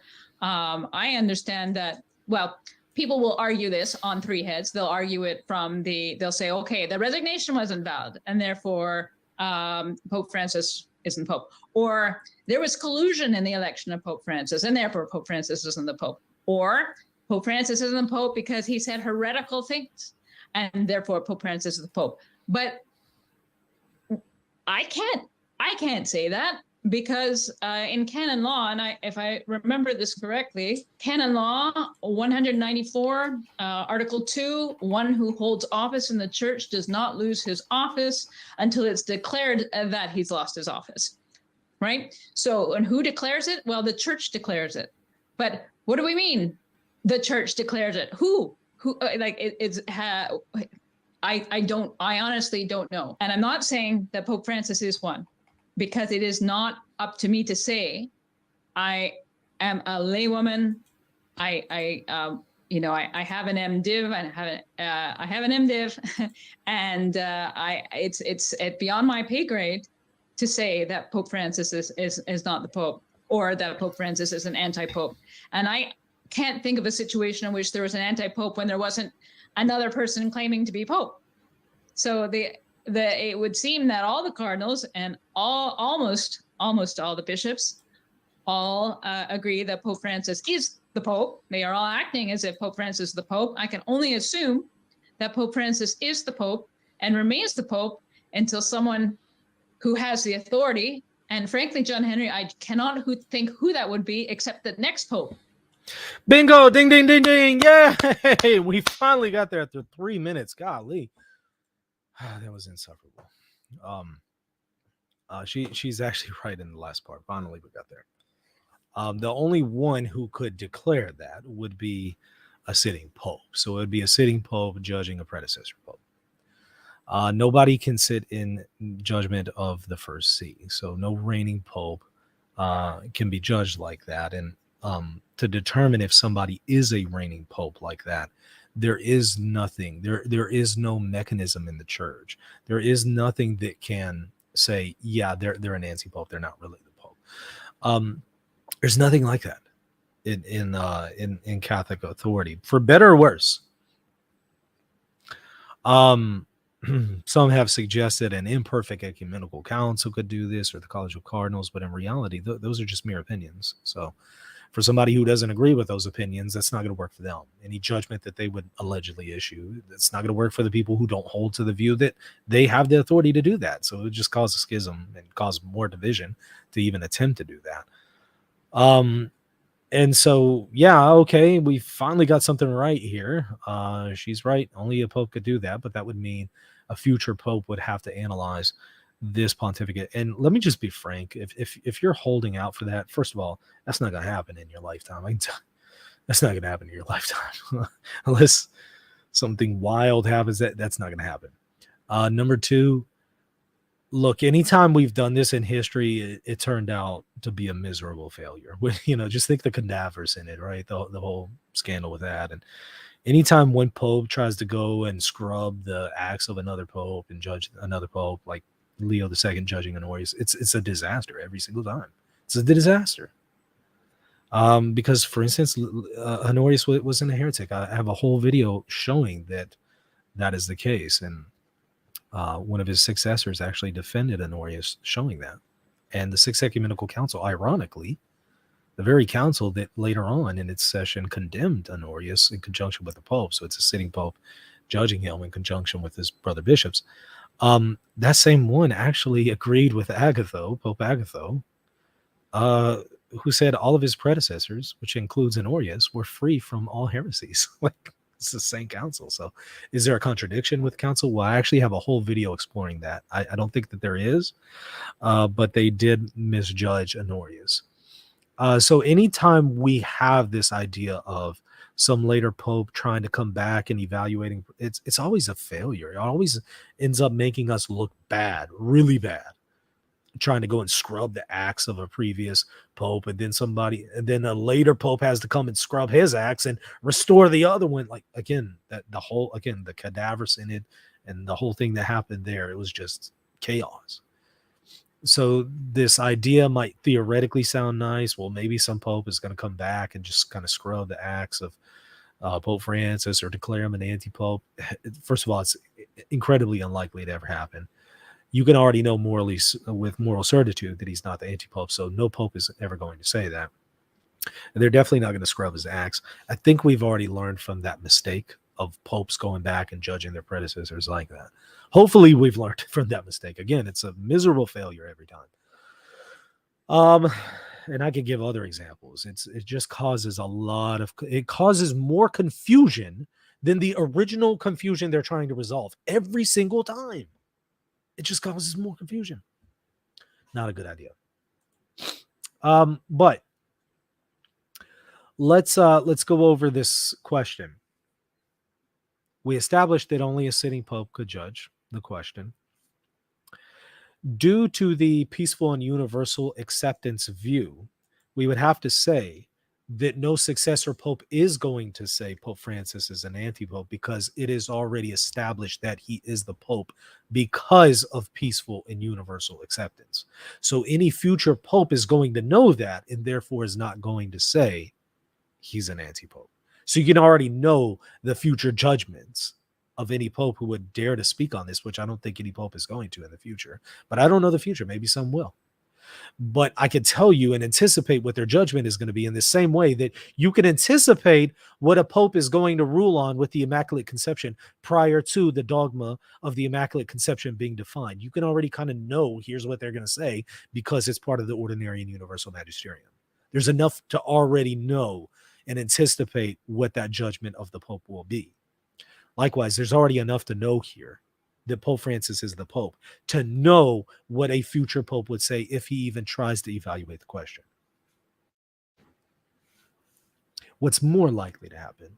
More likely, rather than scrubbing the data, rather than saying he's an anti-Pope, what's more likely to happen is if a Pope wants to kind of undo some of these things of Pope Francis, he would just reverse some of the disciplines and stuff like that, or reverse some of the non-definitive teachings by issuing a definitive teaching, or by issuing a non-definitive teaching with higher weight that would then go out and reverse that previous teaching or previous discipline. That's more likely to happen.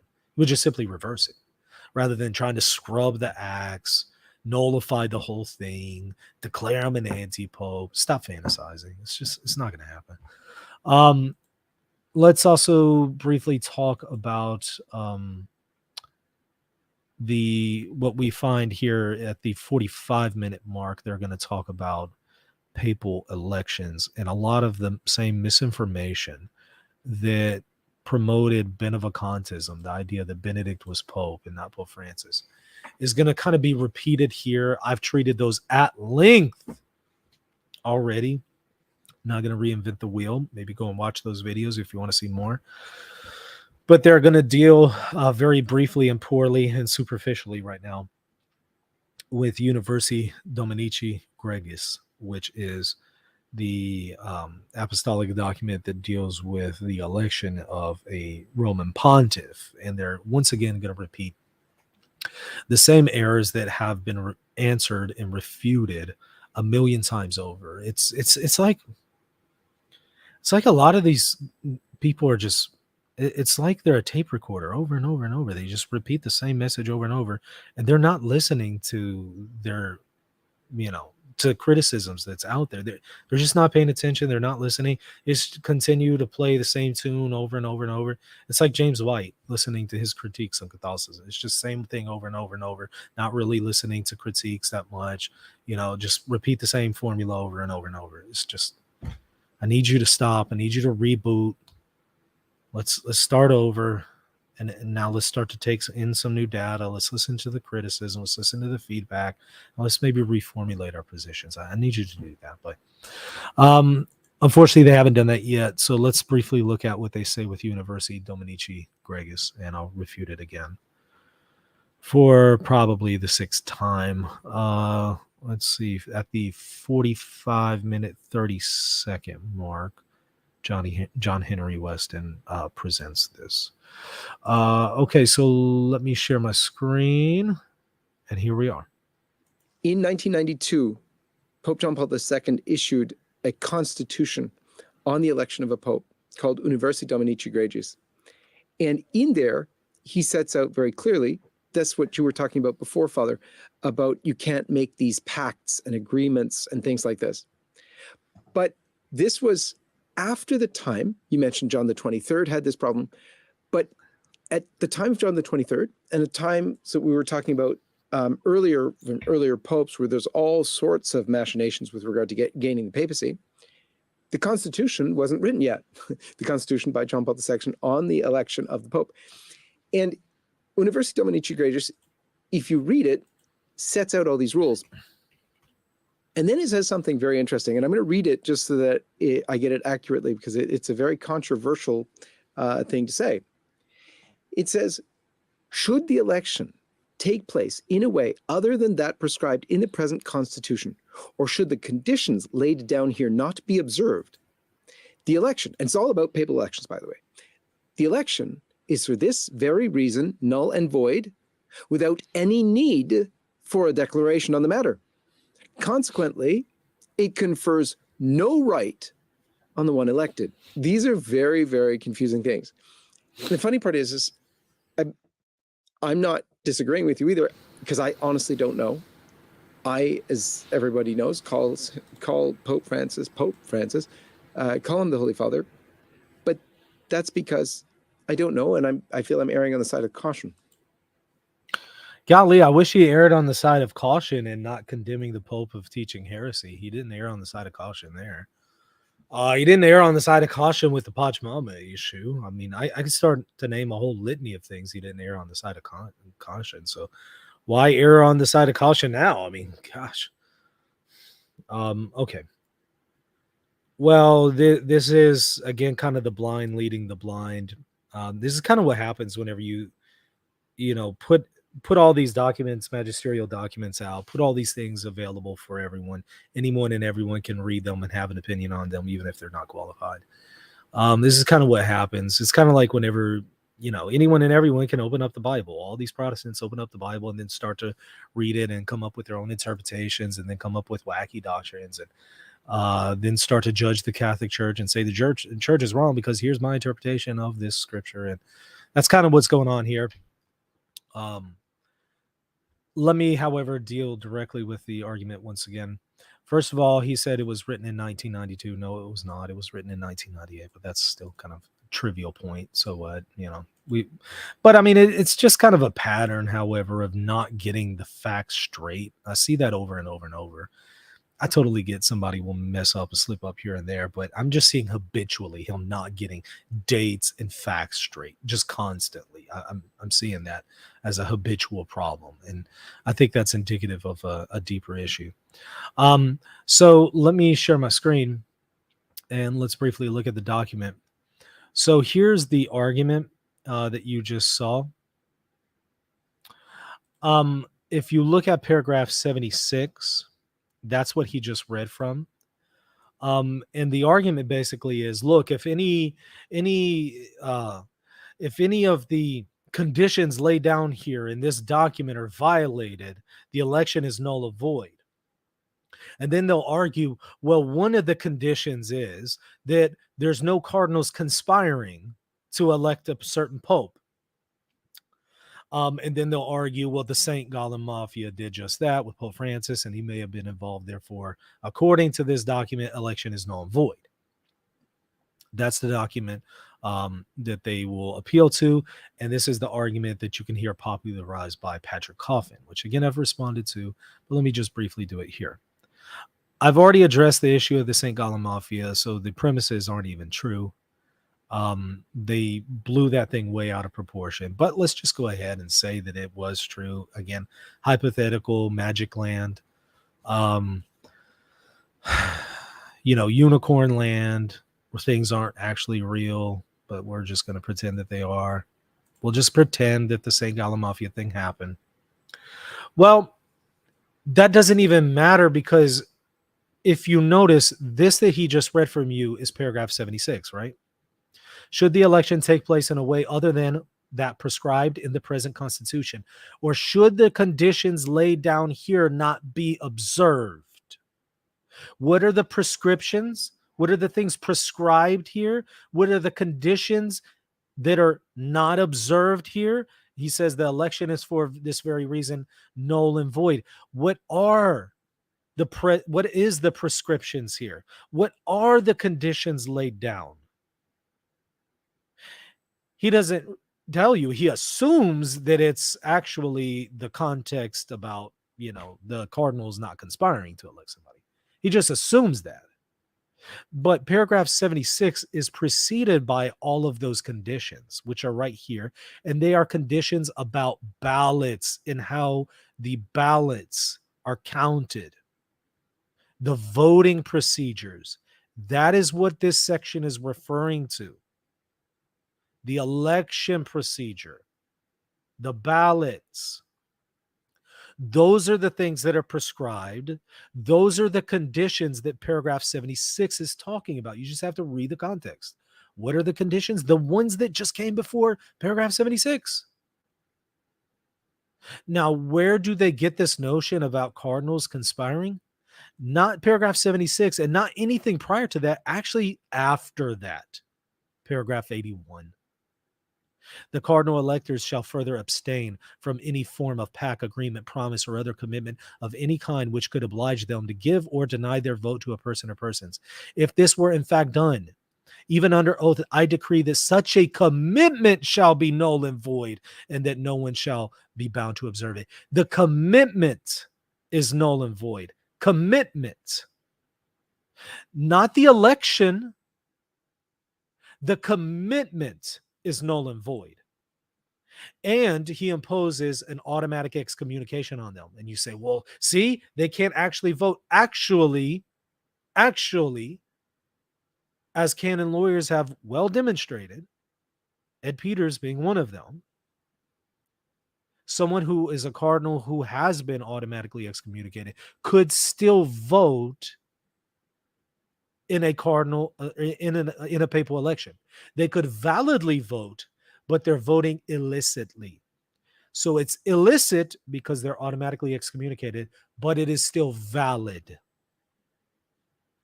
So the election is still valid. So what they do is a sleight of hand. They read paragraph 76. They don't tell you the context is about the ballots and the procedures for that. And then they all of a sudden shift to paragraph 81. They don't tell you it's paragraph 81, and it's something that comes later. And then they say, see, there's rules against conspiring. And therefore, if that happens, then the election is null and void. That's not what it says. It says the election is null and void if any of these rules for the ballots are violated. That's what paragraph 76 says. For 81, which comes later, it says if they conspire to elect somebody, the commitment is null and void, not the election. Now, of course, they will not sit here and actually read the document to you in its context and pull it up on the screen like I just did. Of course, they don't do that. They've never done that. Everyone who promotes this has never actually pulled it up on the screen, showed this to you, read it in context. They don't do that. Why is that? Great question. But they continue to repeat these really horrible arguments that have been destroyed over and over. And they continue to bring them back. It's like the Protestant who says, why do you people pray to Mary? Go directly to God. Or it's like the Orthodox who say, Jesus is the head of the church, not the Pope. It's like, golly, we've answered that so many times, and that argument actually comes back to bite you as a Protestant, or that argument comes back to bite you as a Orthodox. It's inconsistent to use it. Stop using it. You're undermining your own position. It's short-sighted. You don't actually understand the Catholic position when you say that. We've answered this a million times. It's the same thing here. They're not listening to the opposition. They're not listening to those who critique them. They're not listening to people who actually pull up the documents and read them to you and show that's not what it says. And because of that, they continue to repeat this false information. Let's go to the 47-minute mark. 47:05, which is actually where we just left off. So let's just start right there. So these claims are serious, but there's one more serious claim, I believe more serious anyway, and that is the claim of his loss of the papacy for the cause of heresy. And that's where you had saints differ massively. You had St. Robert Bellarmine, St. Alphonsus, others suggest that you could lose the papacy for heresy, but then you had other saints who said the opposite. The church never had a formal pronouncement on this because, I don't know, maybe they thought it was impossible to happen, that the Pope would be such a heretic. We're basically there now. If anyone can't see that the Pope is speaking against the faith, not only on one issue, like, you know, what you had with the Arian heresy, but on tons of issues. We're all over the place. We can't, you almost can't find a doctrine that he hasn't offended. So we're in a massive place where we get heresy not only once a month, we get it every week at least, and sometimes multiple times in a week. And so what do we do? But okay, golly, more bearing false witness. And he has a smile, this smirk on his face when he says this. It's just, really? That makes you smile? He says the Pope is every week teaching heresy. Guarantee he could not actually define what heresy is for the life of him. Guarantee he can't. Heresy every week? Actually, no. The definition of heresy is so limited and so strict, for better or worse. Pope Francis actually hasn't committed any heresies.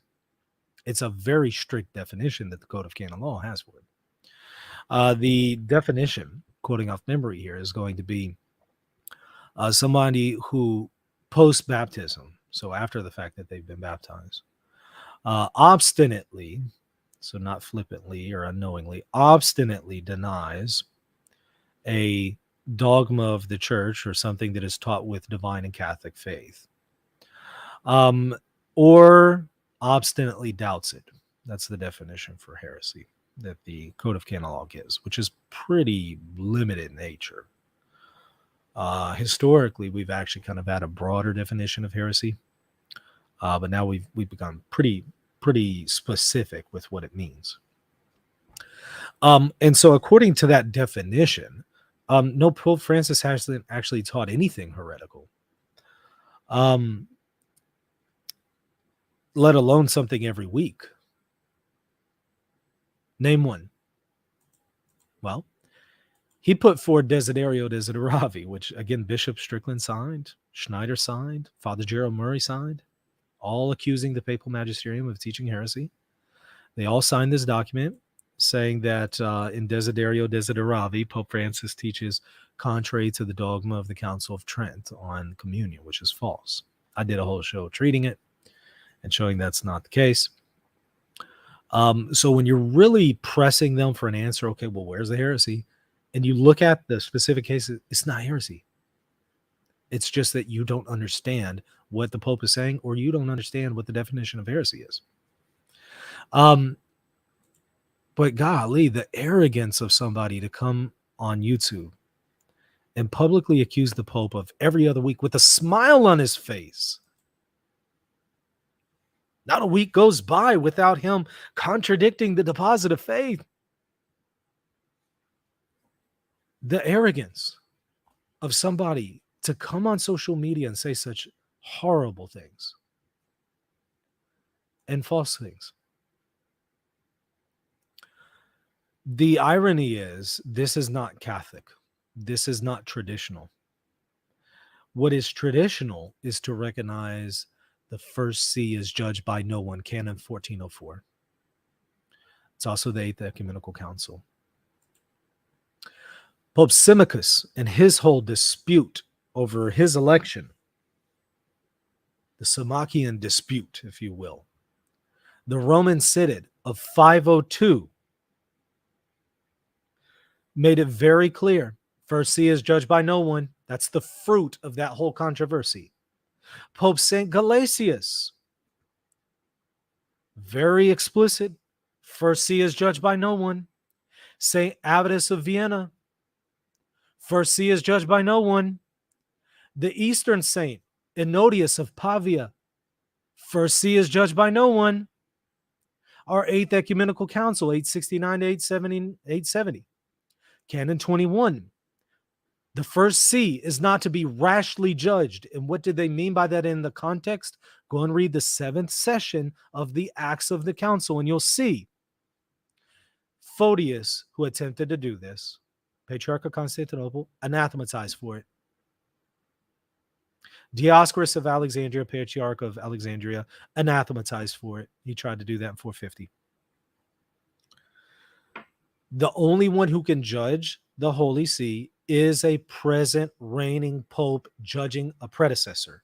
Everyone else was anathematized, and there are canons against them, anathematizing them for doing this. So what you're seeing by John Henry Westen is actually anathematized by an ecumenical council. This is not Catholic. And so what's funny is they strain at a gnat, but swallow a camel. They make a mountain out of a molehill. They go on a whole crusade against something that isn't even an issue. All the while they have this glaring problem, and that is their ecclesiology is actually erroneous and has been condemned by our councils. Long-standing canons way before the Code of Canon Law in 1983, before the Code of Canon Law in 1917, long-standing canons say you cannot do what they are doing now. And yet they flippantly do it with a smile on their face, with a smirk. This is anathema in our church. Our church fathers condemn this. I don't have to condemn it. The church fathers and the conciliar fathers have condemned this behavior. I'm just telling you, hey, they've condemned this. What are you doing? The Code of Canon Law says you can't do this. What are you doing? You're judging the magisterium of the first see. So it's not only not factually true, it's also sinful. And it's also something that, according to the conciliar fathers at 869, merits eternal damnation. That's their words, not mine. I did a whole show on this, reviewing their acts in the 7th session recently. I read through it line by line and showed you. They're literally saying when a person does what they're doing here, that merits eternal damnation. So I hope they repent of this, because this is grave matter. So you need not fixate yourself on the divorced and remarried. Tend to your own grave sins first. Tend to your own grave matter that's right there in your life. Tend to that. Just deal with that. Take the plank out of your own eye first. Deal with that before you worry about what Pope Francis is saying or worry about what this other person is saying. Worry about the fact that you don't hold the Catholic ecclesiology and you're doing things that are anathematized. Okay, so let's go to the 48-minute mark. Actually, that's right where we are, right where we left off. 48 minutes, 18 seconds. Here we're going to see this erroneous understanding of the protection of the Holy Spirit for ex cathedra teachings alone. Now, I've said this until I've been, blue in the face. All of these problems that we're seeing emerging, I've responded to these before because I had already been through these pitfalls. I've already made these mistakes. So I've worked through them, and I've tried to anticipate the fact that if I fell into this pitfall, many other people are going to sooner or later. And they have, and they are. And so I've tried to anticipate some of these arguments and show people here's where there's a gap in your understanding, and here's how you're setting yourself up for failure. Here's where we need to work better, work on our theology better, work on our ecclesiology better.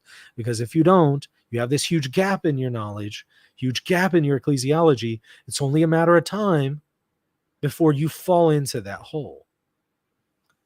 I've fallen into it myself. Well, one of those things is, in the minds of some people, the Holy Spirit only protects infallible teachings of a pope, and they might come back and later and say, and also infallible teachings of an ecumenical council. But when they're talking about the papacy, they'll say, the Holy Spirit only protects ex cathedra teachings. That's it. And it's either that the Holy Spirit protects as something that's ex cathedra, or it's merely a private opinion and it's up for grabs and it can be filled with heresy. It's this on-off switch. They don't know that there's a whole world of things in between those two categories. One being ex cathedra, infallibly protected, and one being private opinion, could be the most heretical thing out there. They don't know that there's a whole world in between there that the magisterium has spoken about. And that's what we're going to see now. A protection of the Holy Spirit merely limited to ex cathedra teachings, completely unaware that there is a general protection for non-infallible teachings. A general protection. Donum Veritatis speaks about it, paragraph 24. It's assumed by Pius XII in Humani Generis, as well as other places. In fact, I've done multiple videos bearing that out. Paul IV, I don't know. I'd have to go back and look. It was in the 1700s, certainly. He speaks about it very, very clearly, among others. But, I mean, just start with Donum Veritatis, paragraph 24 for the moment. There's a general protection that is given to non-infallible teachings. And we're going to see the fruit of not knowing that right here. Watch this. Bishop Schneider, for instance, is very clear. It doesn't matter. Basically, the only protection that the Pope has is from making ex cathedra statements. Other than that, you can basically kill a child in the streets and it won't matter. You're still Pope. That's the situation we're in. It's very interesting. The one who is most stringent, I would say, on this is Bishop Schneider. Yet Bishop Schneider is also the only bishop that I know of that has publicly advocated for and publicly does pray for the conversion of Pope Francis. And that's a very interesting thing to do, because obviously nor he nor anybody else is judging the soul of Pope Francis. We don't do that. You can't judge if someone's in mortal sin, therefore you're praying for his conversion from. No, you're not. However, we do pray for Muslims to convert, or Protestants, or Jews, or whatever, because they're not Catholic.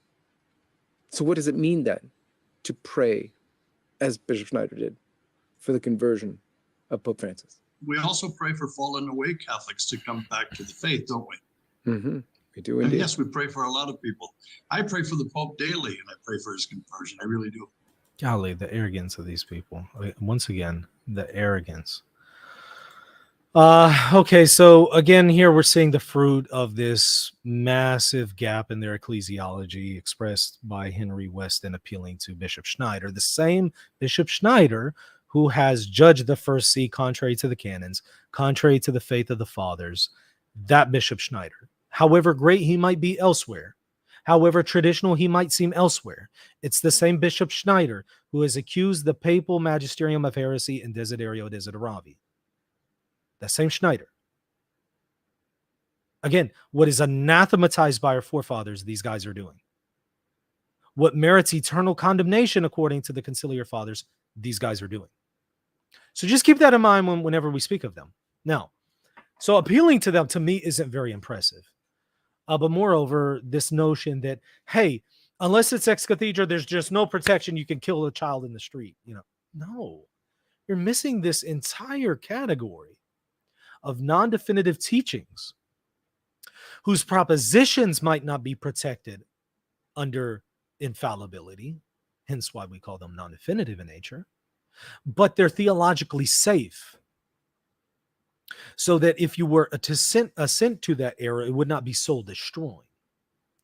And so that is why the church speaks of this charism of safety, or a general protection of the Holy Spirit that is given even to non-infallible teachings. They're just unaware of that. And this is the fruit of it right there. They say such wild things because of that. And as far as praying for the Pope's conversion, gosh.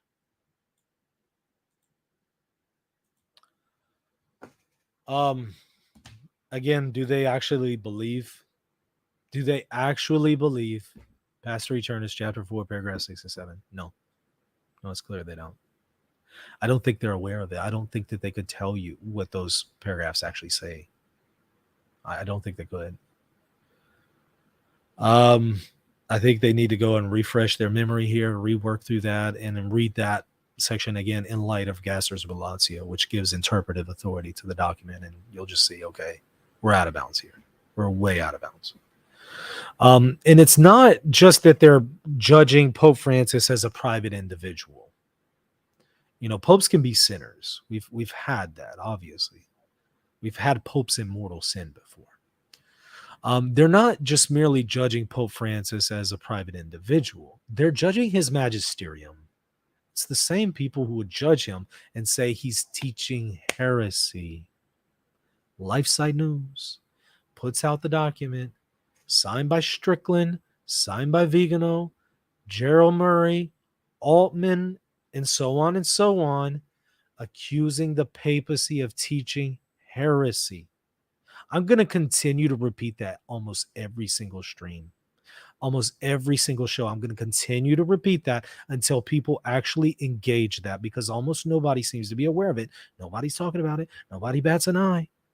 We're doing things that violate the canons and violate the faith of the fathers. Nobody bats an eye. Oh, these are perfect, great, holy people. They're so traditional. They're doing things that literally are anathematized according to our canons. And nobody bats an eye. So I'm going to continue to talk about it. They're praying for his conversion, not merely as a private individual. They're actually judging the Holy See itself. There's a lot of arrogance that goes into this, a lot of waywardness and confusion as well. Let me go to the 50-minute mark, 50 minutes and 57 seconds, where once again, Charles Murray is going to repeat the false slander, or the false accusation against Pope Francis in regards to hell. Once again, bearing false witness against the Pope, irresponsibly, publicly, on YouTube, when we've had years to get this thing straight. Let's watch it. They go together. It's magnificent. When I heard the Bishop of Rome say, allegedly, that there is no real place of hell, souls that are quote unquote damned simply dissipate. I mean, you've got to be kidding me. Now, here's the thing. And then I waited 1 day, 2 days, 3 weeks, 2 years for him to say, no, I never said that. This is the foolish. And he has a smile on his face the whole time. This is foolish. He stands condemned because this is false. He stands condemned. I've done multiple videos on it. I'll just quickly repeat it now for the moment. This is a false accusation. He's referring to the Scalfari interview, which the Vatican actually did come out right after that and repudiate the claims of Scalfari. Be that as it may, Pope Francis, on 3 different occasions that I've presented in a previous stream just a few days ago, after that interview with Scalfari, he says, oh, he didn't come back and clarify, even though the Vatican already clarified. Well, Pope Francis didn't clarify. Actually, Pope Francis, 3 times after that, publicly affirms hell in its eternality and warns people about going there. A real possibility of spending eternity in hell. 3 times. Actually, more than that. I just presented at least 3 times. At least 3 times after the Scalfari interview. Speaks of eternal hell and warns people about it. Does Father Murr account for that? Is he even aware of that? Did he engage any of that? No. But with a smile on his face, he slanders the successor of St. Peter. He stands condemned by the facts. This is wrong. This is sinful. This needs to stop. But it's the same slanders just brought out over and over again that have been refuted a million times. What are you doing? You're doing the work of the devil. You're doing the work of Satan. You're doing the work of the enemies of the church. You are doing better to undermine the Catholic faith than Protestants and Orthodox have ever done. What are you doing?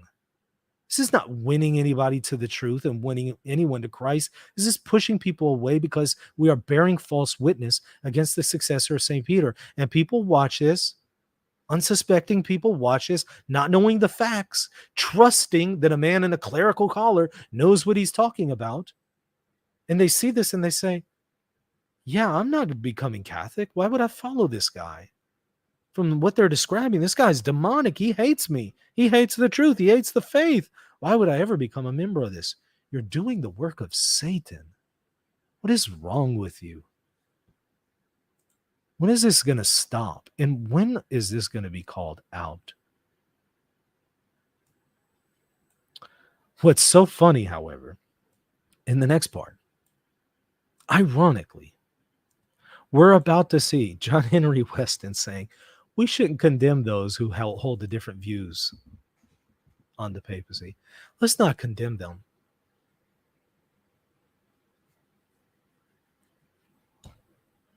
What?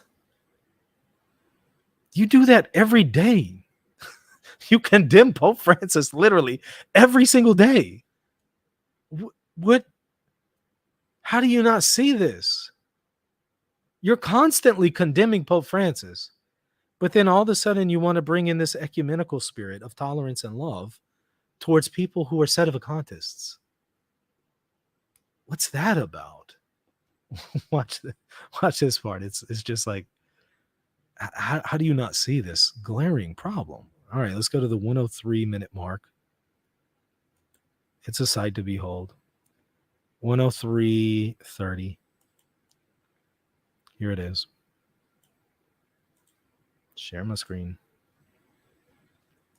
Meantime, let us not condemn those who hold a different view. I mean, even from the past, Saint Vincent Ferre was a great miracle worker, but he backed the wrong pope at the time of one of the anti-popes. His miracles didn't cease. And so our Lord didn't remove from him the evident signs of his sanctity and his closeness to Christ, even though he had the wrong pope. Well, first of all, St. Vincent did not condemn the magisterium of the Pope and say he's teaching heresy like John Henry Westen and others at Lifesite News have done. That's number one. Number two, the situation with Vincent Ferrer is not analogous, as I've demonstrated already in previous streams. I'll just put a link to that in the show notes, so it doesn't actually map on to this situation in the church. Number three, they condemn the Pope every single day. Every single day. Why all of a sudden the tolerance towards sedevacantists, but you don't have tolerance towards the successor of St. Peter?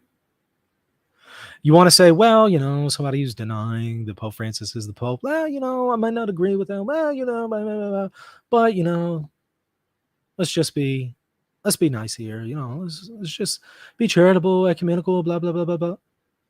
But you don't do that with Pope Francis, the successor of St. Peter. You don't do that with him. But all of a sudden, people that you're friends with, you do that with them. It's inconsistent. And you have a greater duty to the successor of St. Peter than your friends. There's that. There's, again, the whole issue of them constantly judging the Holy See. And that whole glaring problem. And then picking up right where we left off here, the 103:55-minute mark. Ironically, John Henry Westen condemns himself with a quote that he reads from a pope. I kid you not. I kid you not. I kid you not. He reads the quote of a pope and then doesn't see how it literally applies to him and what Lifesite News is doing. And then he applies it to a different situation. Just completely goes right over him, misses it. And I always find it funny that they quote these random quotes from popes, but they don't actually quote the magisterium. Things that would be in opposition to what they're saying, things that actually carry authority.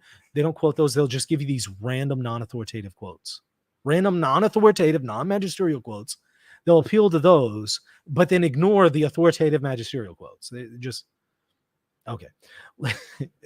This is a sight to behold. Let's watch it. It's about 2 minutes.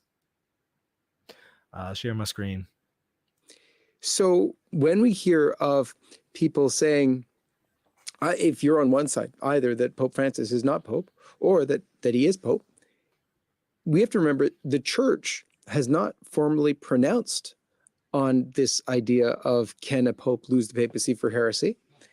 And we have actually something that we do have a teaching from the church on what to do in such cases where they're very, very difficult questions. It was Pope Benedict XV, actually, who spoke of this. It was an encyclical on peace, peace with the Holy See. I'm going to read it to you because I think it applies to this situation where, you're going to have very strong opinions on either side. But it doesn't mean we hate on one another, cancel one another, or even question one another's faith. when we have the Orthodox faith, where we know we believe in the teachings of the church. This is rich because literally the radical traditionalists are notorious for canceling anybody who would attempt to offer the judgment of charity to Pope Francis. They would just simply write them off as a Pope slander and then slander them and lie about them and attack them and their family. That this is just so rich when we talk about not canceling people. Okay. We don't really practice that one though, do we? Which everybody knows if you know your catechism. We hold to those. We hold to Christ. We love him. But here's what Pope Benedict XV said when there's disagreements. He said, as regards matters in which... Again, Pope Benedict XV, he wants to give you these random quotes, completely glosses over literally canons of the church, ecumenical councils, magisterial teachings, glosses over all that. Let's go to this random quote. Okay, let's do it. Without harm to faith or discipline, in the absence of any authoritative intervention of the apostolic see. And so that's where we're at with this question of the Pope losing the papacy from heresy. There is room for divergent opinions. It is clearly the right of everyone to express and defend his own opinion. But in such discussion, no expression should be used which might constitute serious breaches of charity. Let each one freely defend his own opinion, but let it be done with due moderation, so that no one should consider himself entitled to affix on those who merely do not agree with his ideas the stigma of disloyalty to faith or to discipline. So I thought... Okay. So, yeah, a lot going on here. But he actually stands condemned by that very quote. He introduces it by saying, you know, the church hasn't formally pronounced on the question of a pope losing office. But you know what the church has formally pronounced on? Amoris Laetitia, Desiderio Desideravi. And he dissents from those, and he even accuses the latter of being heresy. So does it really matter for the church to actually pronounce on something? You don't even agree with the church when it does pronounce on something. So why would it matter for the church to pronounce on something if you don't like the conclusion by your history? You just completely dismiss it because you already do that when the magisterium has pronounced on things you don't agree with. They violate your interpretation of this previous magisterial document or your interpretation of the words of Jesus. You don't submit to the interpretation that the magisterium gives of the deposit of faith and those previous councils and the popes. You just submit to your own interpretation of those things and then go against the magisterium when you think it violates that, and then you accuse it of teaching heresy. So even if it did offer a formal pronouncement, doesn't necessarily mean that you're going to agree with it, because you actually don't whenever the church has pronounced against things that you just don't like. And then again, the quote talks about, again, well, you know, there hasn't been a judgment of the Holy See. But if there has, and in cases there has, you still violate those things. So you're actually standing condemned by what you're seeing in that document. Because the document is saying, well, in those cases where the Holy See has pronounced a judgment, you don't get to dissent. Well, you stand condemned because you, John Henry Westen, and Lifesite News, you do just that. You accuse the papacy of heresy. You have gone against the authentic interpreter of the deposit of faith, and you've set yourself in opposition to it in multiple instances. So you stand condemned by the very quote that you just read to us. And you just don't see it. My summary of this show, because that's pretty much the end of it. The show was called Faith and Reason. Faith and Reason. But in the show, there was no faith and there was no reason.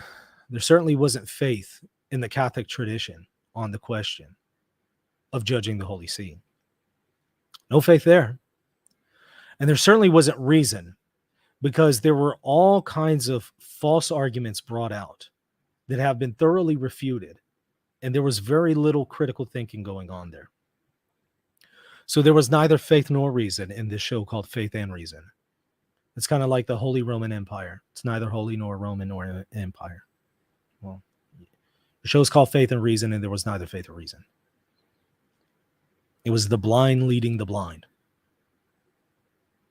It was a long litany of false accusations and acts of bearing false witness against the papacy, the vast majority of which has already been turned over and refuted. But again, it's the broken tape recorder syndrome here. Not listening to feedback, just repeating the same narrative over and over, same propaganda over and over and over. And unsuspecting viewers, people who don't know the inside baseball of Catholicism, don't know the counter arguments, they're going to fall for this. It's wrong. This is not Catholic in any sense of the word. Share this with people on your social media, people who desperately need to see this. Hit the subscribe button so you can help me grow this channel and reach more people. The more you subscribe, the more YouTube is going to recommend this to those unsuspecting viewers who watch this content and don't know that there actually is a response out there. Help me reach them by hitting that subscribe button. That does a lot. The algorithm kicks in the more you participate with this. So if you like, comment, subscribe, algorithm kicks in more, YouTube shares it with more people, and people who haven't seen the opposition yet, haven't seen the responses, will start to see it, and hopefully it will help them. And in many cases it has. I get every hour of every single day people contacting me in all kinds of forms saying, thank you so much. The content has saved me from leaving the church, or has helped me become a member of the church, even though I was being confused by this other stuff. Or I get that message nonstop. And thank y'all, by the way, those of y'all who send me those comments. Thank you. Because for every one of you, I get 10 others who slander me and lie about me constantly. So for every one of you, I get 10 saying horrible and nasty and demonic things in some cases. So it's encouraging to see, the fruit of this ministry whenever you reach out. So thank you. If you have done that, I really appreciate that. And if you have benefited, hey, I'd love to hear from you. Let me know in the comment section. But if you want me to help reach more people who need to hear the opposite of this garbage, who need to hear the counter arguments, who need to hear the truth, I need you to help me. Hit the subscribe button. If you have enjoyed this content, you feel like it is helpful and you want to support me, this is my primary means of providing for my family. If you want to support what I'm doing, there's multiple options. Patreon.com/Reason and Theology. You can financially support me there and you'll get access to extra content. Or I'm going to put in the show notes a GoFundMe or a PayPal. You can use either one of those. So if you don't like one platform, you want to use another, okay, you have multiple options. But I would greatly appreciate the support, especially when a lot of people, especially the Rad Trads, have canceled me. They don't want to hear anything I have to say. They just label me a pope slander, lie about me, slander me, and just say, I don't want to hear anything you have to say. And kind of blacklisted me. And that does impact some things. So if you want to help offset that, I would greatly appreciate your support. All right, that's going to do it, y'all. Again, hit the subscribe button. See you later. God bless. Are you confused about how Catholic teaching authority works? With encyclicals, papal bulls, councils, and many other things, it's easy to get confused on what is authoritative and what is not. Fortunately, at MaximusInstitute.com, I have prepared a course explaining the magisterium from A to Z. Visit the website and check out the course Understanding the Magisterium for more information. Hey everybody, just wanted to tell you about my new free ebook, Church Chaos, Biblical Insights for Confused Catholics. If you are a confused Catholic and you're thinking about leaving the Catholic Church, or you're thinking about converting to the church, but you see that there's a crisis in the church and you're just unsure, this is the book for you. Again, it is free. Just simply go to reasonandtheology.com. You'll see a pop-up that comes up on your screen. Just simply click on it and you'll put in your email and it will provide you the free PDF ebook right then and there. Please check it out if you're confused about the situation in the Catholic Church today. reasonandtheology.com. If you're looking to buy or sell a home, office, or any kind of property anywhere in the world, you're going to want to call Real Estate for Life, and they're going to connect you with a Catholic agent. Now, that agent will donate a portion of their commission upon sale, and Real Estate for Life will donate 75% of that gift to a pro-life organization at no cost to you. Call Real Estate for Life at 1-877-LIFE-US1 or text them 248-431-1440. If you care about the pro-life cause, call them now.